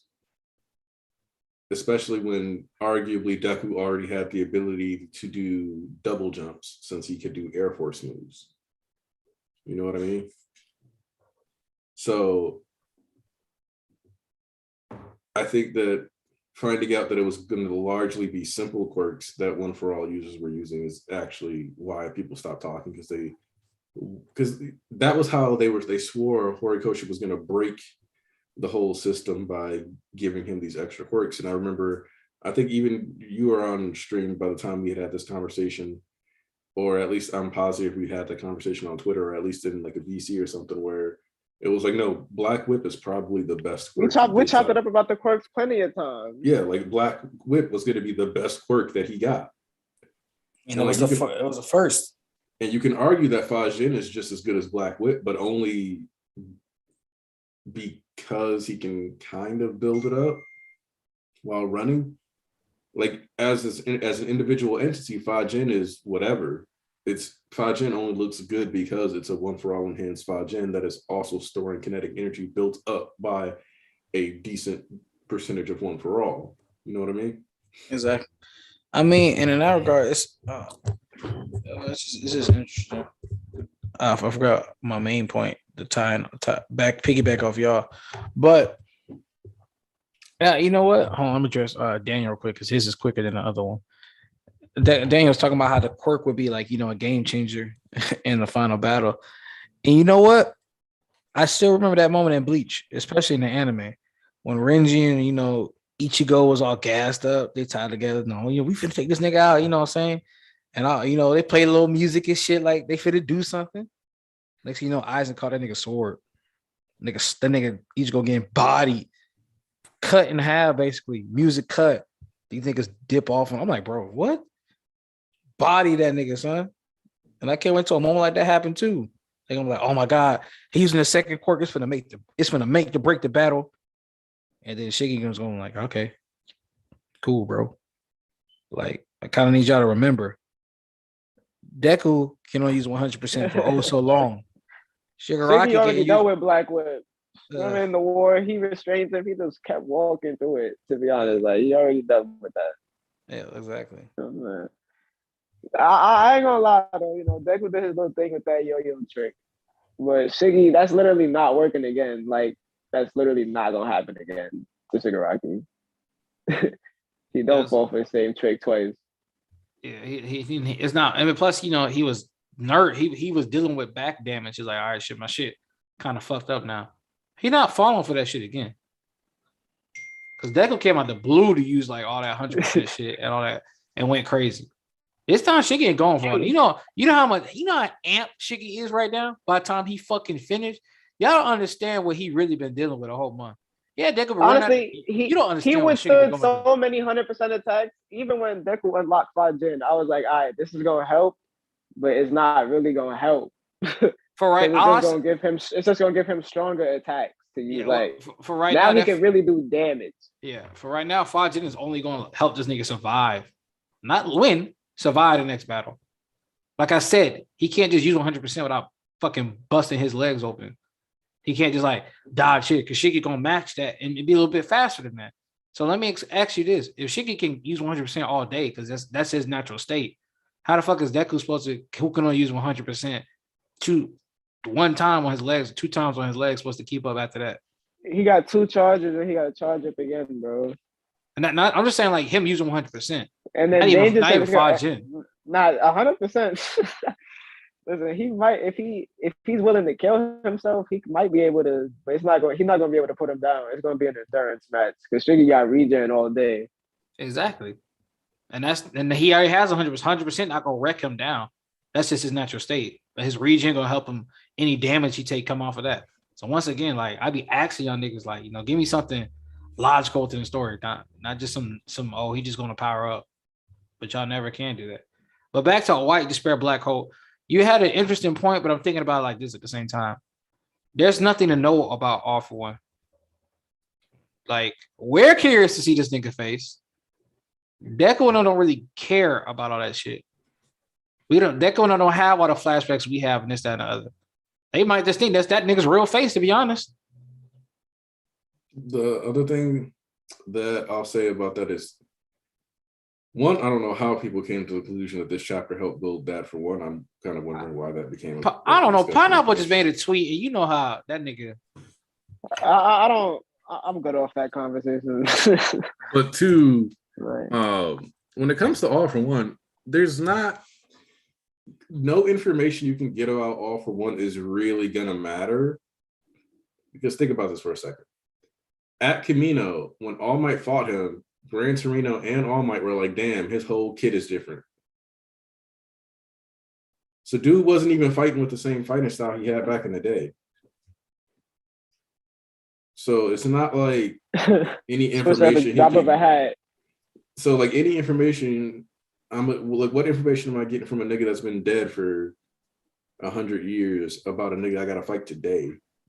Right? It's like this isn't like those like series where it's like, because he was from this location, there's an ancient spell you can find in this region. If you go there, maybe someone will be able to help you and find the sacred art. Like, nah, it's not like that here.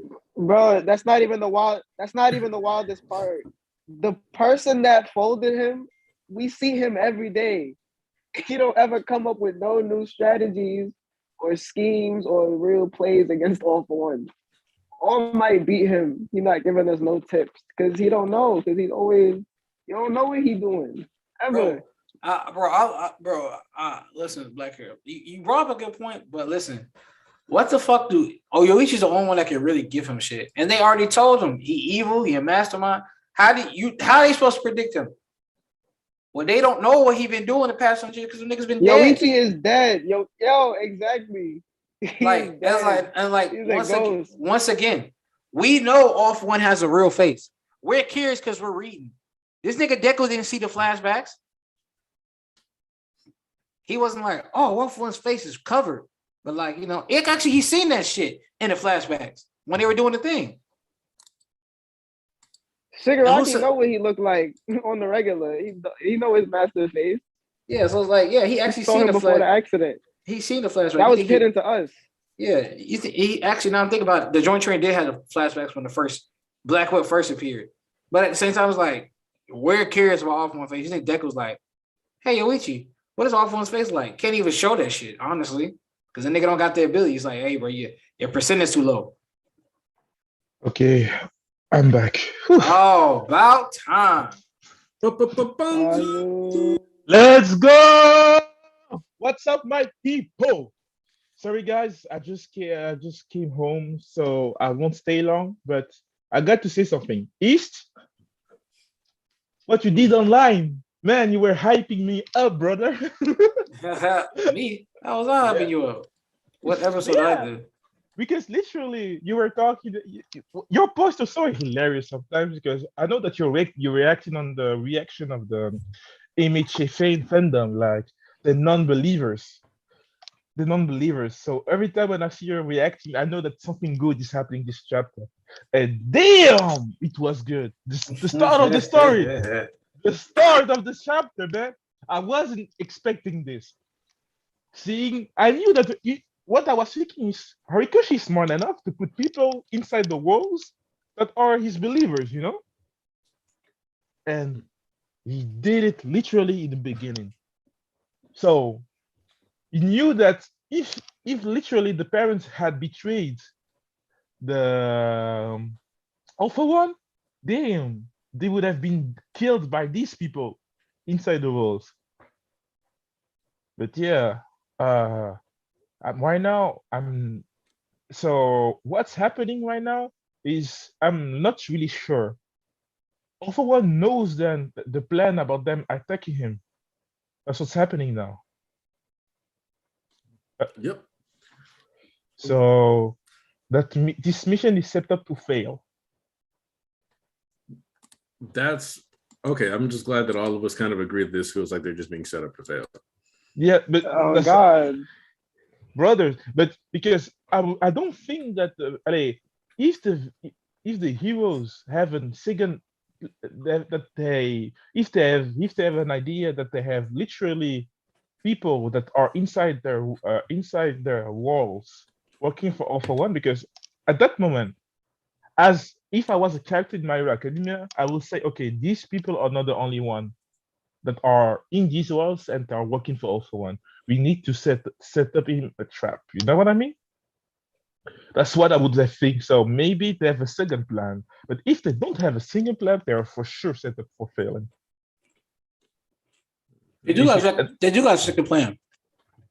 It's called Run. It's called called Running High. So just think about this, because if they really just say to people that we're gonna attack all for one, that's too easy. That's too easy. They must have a second. Like they just think they must have known that there is people inside their roles that are working for Alpha One. So they plan to give Alpha One something to do to make him ready for a situation, then they're gonna face them. Or because right now what we are seeing right now is we get all the villains from the chapter before. Like we get the guy has the blood of my man twice. So I'm really right now I'm lost. I'm really lost. What is the plan of Horikoshi right now? Because he said how he wants to end the story this year. Literally, I can see the story ends the end of the story this year for sure. It depends which kind of road that he takes, but I can also see that we can be here for 2 years to come too. Because if this mission is set up to fail, we have a story for till next year, till 2024 even. If they are set up to fail this year, literally. If the thing fail, if they fail to succeed to beat off, to beat Shigaraki, then we get a problem that we get a vacuum of literally all the heroes are maybe dead or something. Like you get a new problem in the society even. So I'm really not sure. I like that aspect that I don't know. Yeah. So that I don't know where we are going with the story. I like that aspect and I can see how, but the fact I believe in Horikoshi, so I'm curious to see what's happening. What are your ideas, guys, to where we are going? Oh, so I'm at the stance of they're definitely catching a fat L.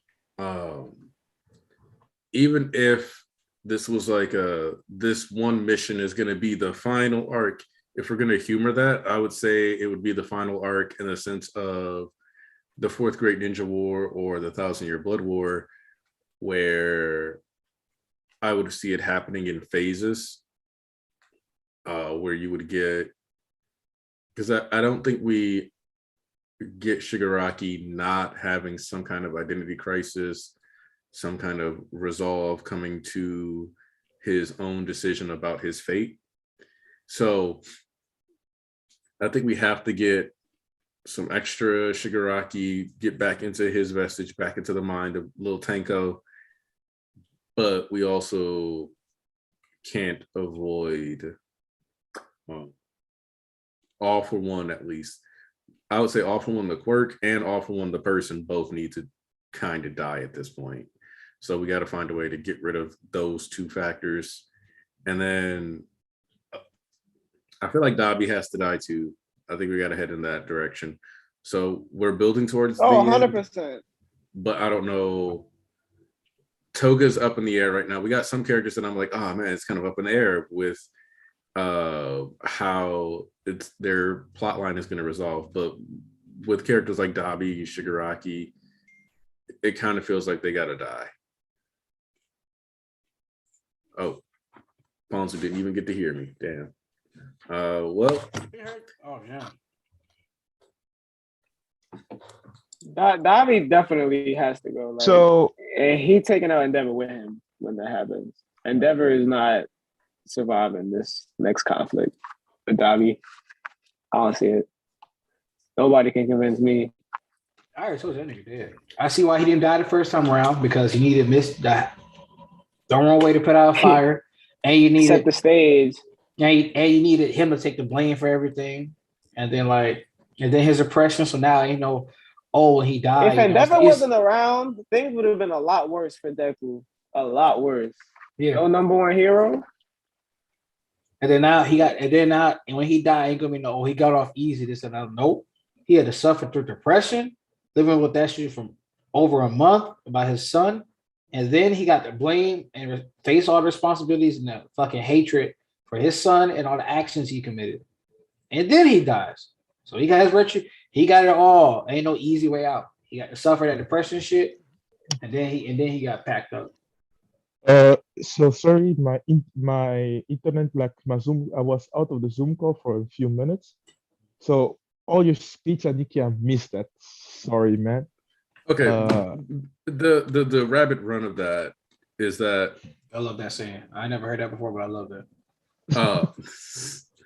It's just that we kind of gotta look at which villains we expect are gonna live or not. So like characters like Dabi, Shigaraki feel like they're on the chopping block. I think Shigaraki needs a moment of characterization though to just kind of show that he is present and still there, like something to kind of, and then All for One, of course, needs to just straight up die. Yeah. Primarily so that the world is just a better place. And I'm talking about the quirk and person. Yes. Okay. So I'm okay with you. I'm okay with you to say that All for One has to die. All for One has to die right now. Shigaraki as a character, I just want for him that right now, if he's not really present in this arc, I don't mind, because right now he has like an inner turmoil, I will say, with his body and the quirk of One for All, and All for One, my bad. Because he has the original now. All for One has the copy. So yeah, at this moment right now, I don't mind him being that present. But he has to have, like you said, a characterization, you know what I mean? But yeah, that's why it's the fact that we have, you said that he said it is the final arc. I don't know how he plans to finish it, because I expect for My Hero Academia to have a positive ending, but it can end without a bit everybody. It ends right now, and it ends it with Sunshine and Rainbows. It doesn't feel good as character in a Midoriya as a character. Well, what would have learned a lot? You know what I mean? And All Might, I think that All Might should have died. Should die like in this arc too. So. So many stuff, like you said, Dabi, his fight with Shoto and his father. Right? Do we want for our man, our brother, or the human hero, Endeavor to die? Yes or no? Oh yeah, no. East was talking about Endeavor dying for sure. Endeavor has to die. Like, even the face he has this chapter looking at those papers, I don't know if those are divorce papers. I don't know if that's his side of the plan to lead Dabi somewhere. Like, I don't know if that's medical record. I don't know what paper he got, but that face he got after, he just looks sad, like he ready to go. Like no good inner thoughts, no monologue, nothing from him. Like his character is just dry to me now. He's been drained up. We get Videstro, we get all these characters in prison right now. What's the plan for them? You know what I mean? Because I can say that I was loving the theory of Dabi getting from Alpha One a new quirk for balancing his power. You know what I mean? I would have loved. I said I was. It was interesting for the fight against against Shoto. You know, so he would have accept that he's not the chosen one. You know, so he would have tried to that he would have resorted. He would have him resort to take another way to become the thing that he fathers wanted for his purpose to accomplish his purpose of being the perfect child. So I would have loved this for him, but yeah, I can't wait to see what's happening. So and then was looking at that medical bill. That was a nice one. Maybe that's something, I don't know. What would happen to Toga if she lost her quirk? That girl. Oh, Tarnish was set the world on fire asking about quirkery some bullets for Toga. Ooh. I wanted to know. I wanted people to talk about that. Like she would have just killed people. She would because it became her manner to live became like about the blood that she drinks. It's like it's more like a religious process for her. Even you know what I mean. She has the habit to drink blood. We have seen this. She was drinking her own blood as a kid. It's something that you can't take for somebody. Like even if if we take her quirk away, she does that from habit. It's a way of living for her. So you think it's just like that's just where she is now, no matter what? No matter what, if you had shot her as a kid, like before that she had the quirk or something like this in the beginning, but she was doing that to birds. The fascination that she has is something that you can't dissociate from her personality. That's a part of her. Look at that is religion, literally. From what she does, it's like praying to a god. Honestly, she's the most interesting in her as far as her fate goes, because I mean, this is interesting because as far as her fate goes, because Dabi Shiraki dead. Ain't no ifs, ands, or buts about that. Yeah. Either you kill Dabi or he killing himself. He not going outside, and he don't give a fuck. Ain't no redemption bullshit. He getting his last laugh. Yeah, he's getting his. Dabi is getting his last laugh. Shigaraki, ain't no ever redemption for Shigaraki ever. But at the same time, it's like, the sad thing about Shigaraki is that, like, even if he was to get a redemption, if that was honestly what happened, he would probably just get held by All for One anyway. So he might as well just be the main one actually making moves instead of this little damsel in distress. Shigaraki, what we need from him as a character is that he doesn't go back on what he said from the whole time in the story. That I'm gonna be the one to destroy the society. I'm gonna restart it. All these things that he said, I want him to follow through it. That his ideas, his purpose, that he dies with them. You know what I mean? And that would make him a great villain at the end of the story because he believed in what he said. You know what I mean? It's not like he wants malice for malice like Alpha One. Alpha One wants destruction for destruction because it is fun for him as a character. But this guy want to destroy the world, not control the world. He want to destroy it because he want to give a new start to the world, for the people for his friends. That's how I interpret it. That he want a fresh start for everybody. That's how that's the way that he said that shit. You already said that shit. So as a character, that's normal. His quirk gives that from destruction birth. Destruction give birth to construction to life, and I like that about that character, about Shigaraki.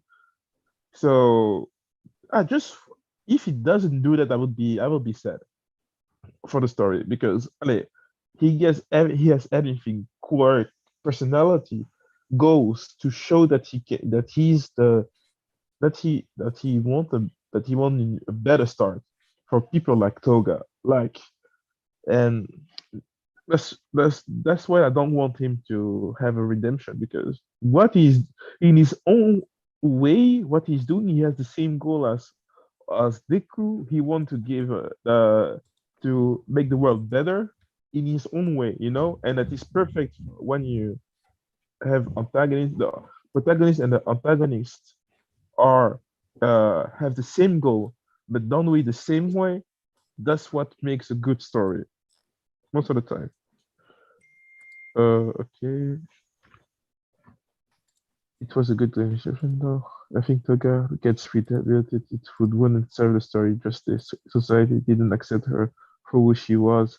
She only tried to mess in me as best. Facts. And at the last chapter, like before last chapter, but as a matter of fact, since back in India, it wasn't no rehabilitation for anyone. Honestly, that's what I'm saying. At but that point, that was done deal. But after the war, that was double down. I don't know why niggas thinking her running the Ochiko is gonna make her change her mind or some shit. And even if she ran into Deku during Deku Black, he wasn't gonna change her mind either. Like that's no shit. He wasn't gonna change her mind either. She was just trying to get perspective and like shit like that. That shit wasn't gonna change her mind either. I don't know why people believe that was gonna happen. But now even more so than once again, double down. I don't know. Deku might have.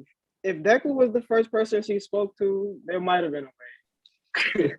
I don't see. I don't. After speaking to talk to her, I don't see a way of her I think we'll take this as a gray instead of a black and white for rehabilitation because she would never turn against the league ever. Yeah, no, that's not happening. Since NBA, she would never turn. Since NBA solidified, she never turned against the league. So that's kind of my thing, right? Is that NBA? She was like, we have to destroy what we don't like, right, Shigaraki or right, Tomura? And so it's like, boom, right there, she starts to really like get her convictions of the league because to a certain degree, NBA. So even since Overhaul, really, when they had that conversation, not counting Compress, but like, and even then to a certain degree, Compress did a lot of complaining, was with the league even before that. Basically, everybody who fought Makia had their allegiance hard confirmed during the arc of NBA.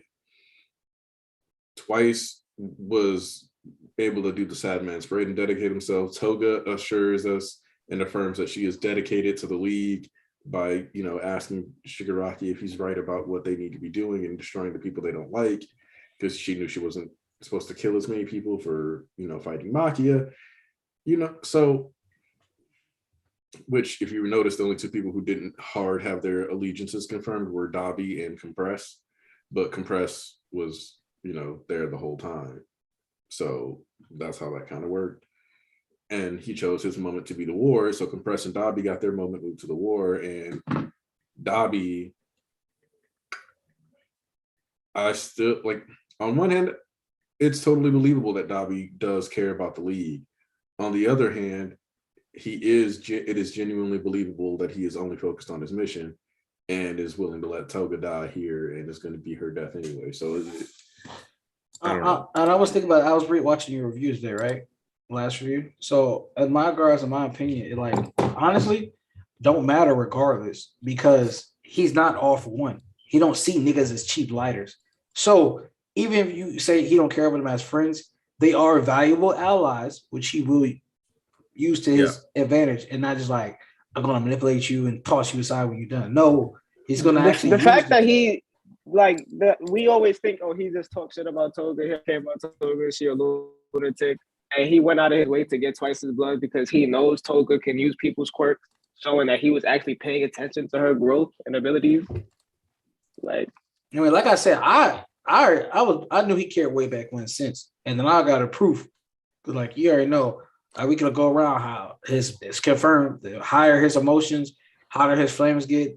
It got hotter. Hawks made a point. Bitch ass bird made a hawk point to point out like his shit got even hotter, even after like after Twice died, and he just said I don't care. But once again, he just a nigga. He just talking, and then he don't care. But the first people he pulled up on right after fucking bitch ass Hawks and Tokiyomi escape was the league. Let's get out of here. But he could have just ran on his own because it's before Makia pulled up. So he could just dip. So like once again, he knows these niggas and he pulling up on them, and then he go find these niggas again. Like, come on now, bro. He give a damn. I don't care what nobody talk about. Like, but even if he wanted to say he didn't, whatever, he cares about them as allies because they're valuable to him to a certain extent. Fuck. He even admitted that part too. So like, yeah, no, because he did. That's the thing is that even though on one hand it's like you keep saying these shady things, he did was he was like, well, Twice was an important ally that would have made my dream come true. Mm-hmm. It's just that he also phrased it in a manipulative way, and to a certain degree, the way he talks about people, you could almost look at it as, like you said, he's him fronting and being a nigga, trying to prove he hard all the time and stuff like that. Well, Tarnish pointed out that Dog was a nigga. I give credit where credit is due. Tarnish is the first person to say. You know why? You know why I think. You know why I think he's just playing hard all the time because of that flashback where he was Toya. That's what he did as a kid. He used to just talk shit all the time. then he go Vincent at night. You know what I'm saying? He just liked to talk. And then Hawks specifically told Tokoyami he's just talking shit to stall time because his flames is burning him.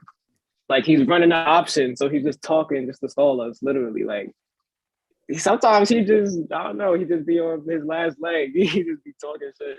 Like, I'm gonna go out with a bang. I mean, you can kind of see that he does just like to.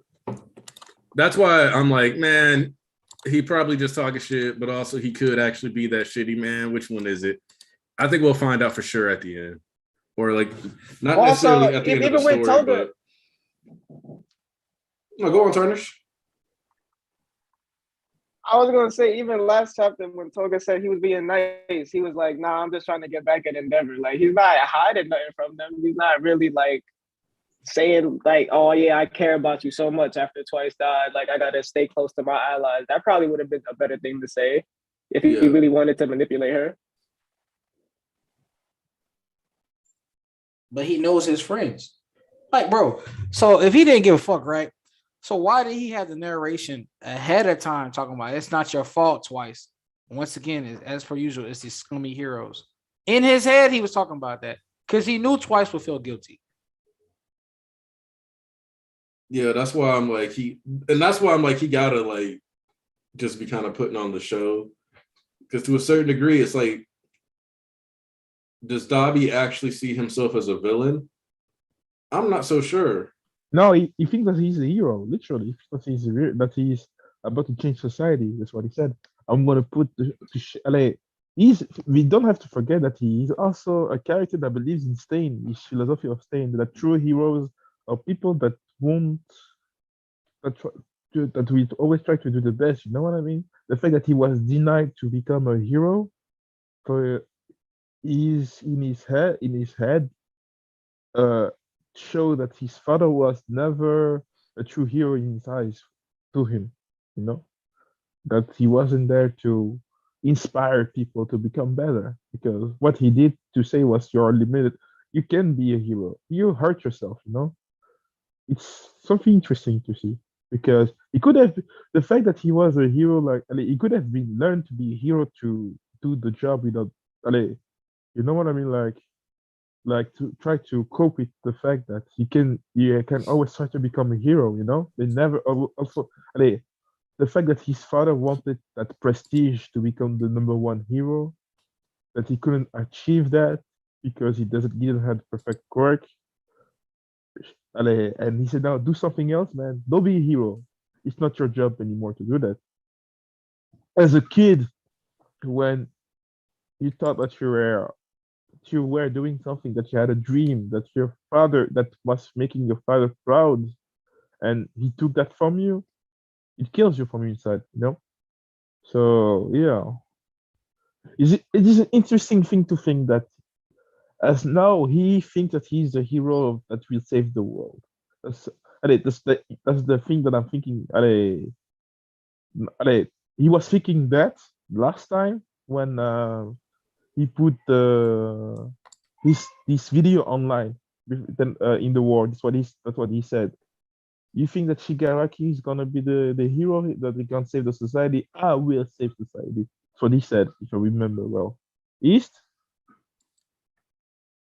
East? Huh? What? What's up? I was asking you if you remember what when Dabi said that he was the hero of the story. Oh, I don't think he exactly said he was the hero of the story. I think he said, But I thought he said, Shigaraki twice the league more than anyone. You should have been paying attention to me, which is kind of the same, but slightly different. Yeah, because he confused me there for a second. I don't recall him saying that. I might need to look at some early yeah, chapters. that he was the true inheritor of Stain. That's what he said, if I remember well.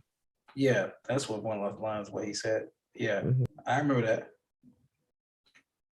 I was thinking about that he was the true inhibitor of Stain is not Shigaraki or I don't know who, but it is me. It is me. Oh, I got it. Yeah, I got it. Yeah, pause. I got it. He said a single person with a single conviction has the power to change the world. There are no true heroes. I plan to make Stain's will a reality, is what he said. Yes. Yes. Yeah. So yeah. So maybe he does think his conviction could change the world in some way. I mean, it has. You see what it did. It killed the number one hero of the world, man. It killed the number one hero of the world. He character assassinated that nigga, bro. Yeah, man.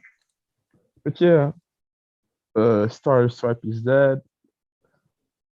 There is no more heroes that is gonna come. I don't know what I want. How do you want how do you want All Might to die right now? You're in a war.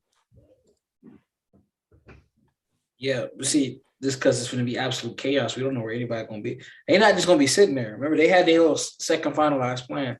They don't know about sleeper agents and hell other shit going on. And these niggas probably don't got the same. They probably don't have the records to Tartarus like we believe they do, like on everybody that got out. I'm betting money they don't have records on everybody like you perceived they would, because Tartarus is info. The Tartarus shit got banned, like broken down. Man. You're right, Kiri Pookie. That Dabi was acting like big bro, pulled up on her house and shit. Oh, somebody was talking shit. Or... You ain't never have your sibling be like, "Oh, you care about me," and you're like, "No, I don't.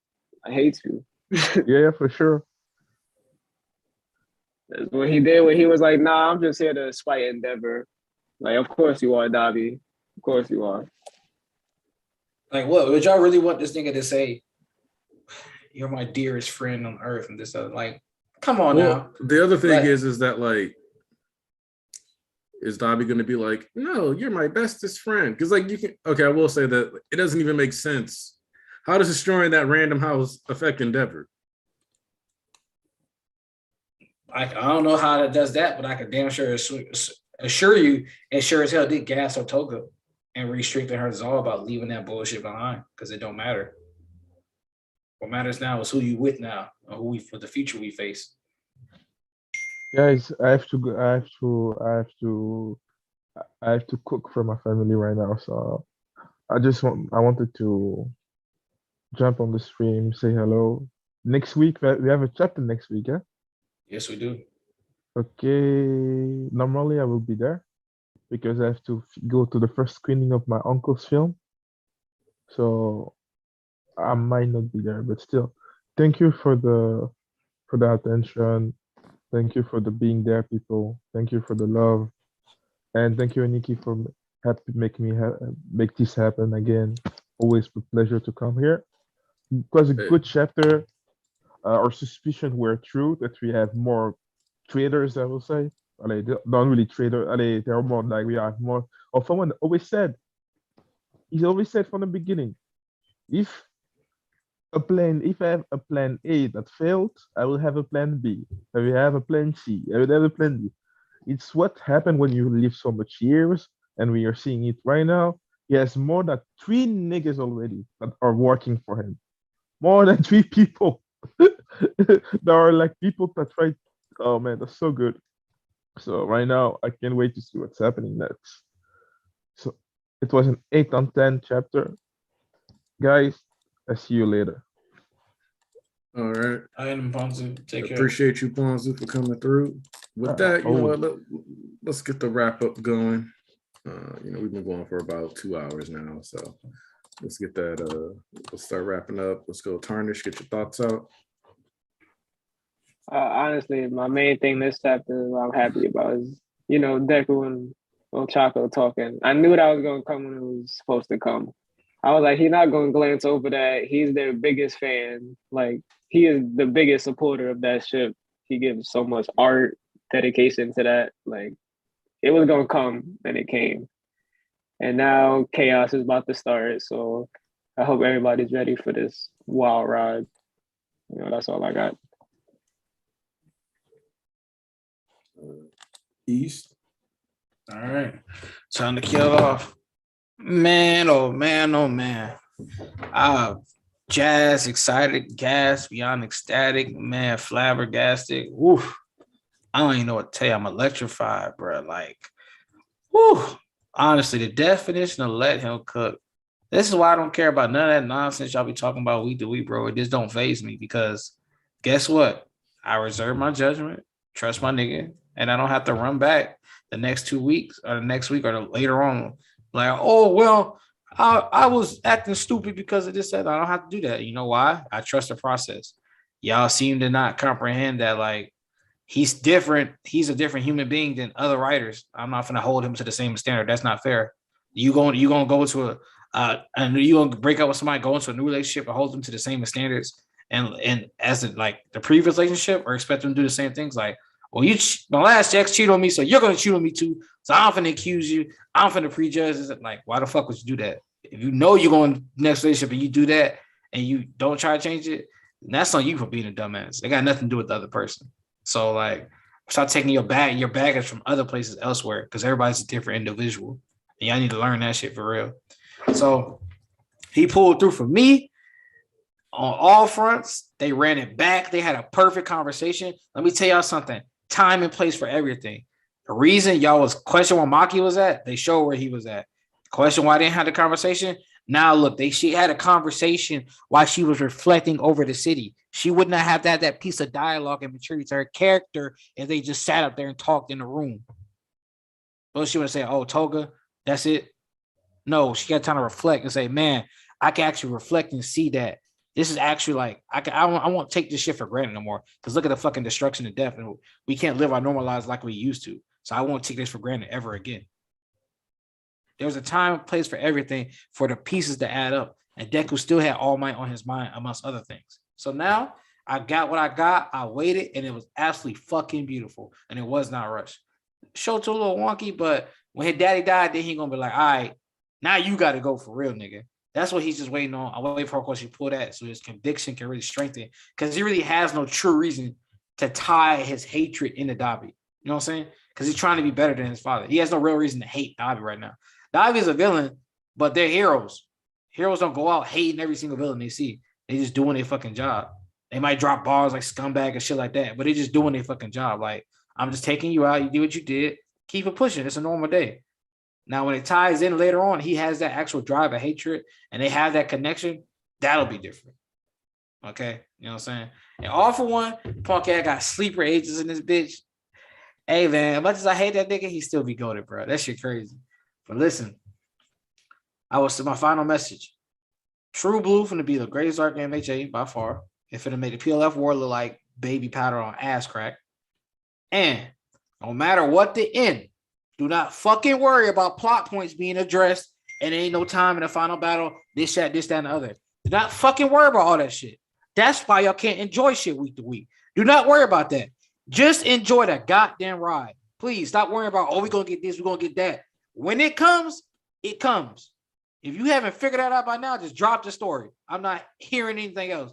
You haven't figured out when it comes, just drop the story. And you'll read it whenever we hit our conclusion point, part 2 or part 2. Read it when it hits the conclusion. Because goddamn, save yourself from looking goofy. When it comes, it comes. Just enjoy the amount of chaos that's going to ensue for the next year and a half to come. And with that being said, I truly love this series. You know what I'm about to say. Horror Culture to go. As always, I always win because I am what? Undefeated of the East, baby. What it do? And thank y'all for coming to another Sunday stream. Hey, we appreciate y'all for coming through. Enjoyed the chapter this week. I'm excited with where this is going. Those of you who have been faithful have been rewarded.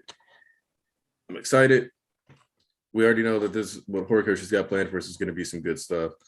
Y'all make sure to take care of yourselves. Appreciate you all. Hope to see you next week. Should have something coming for you.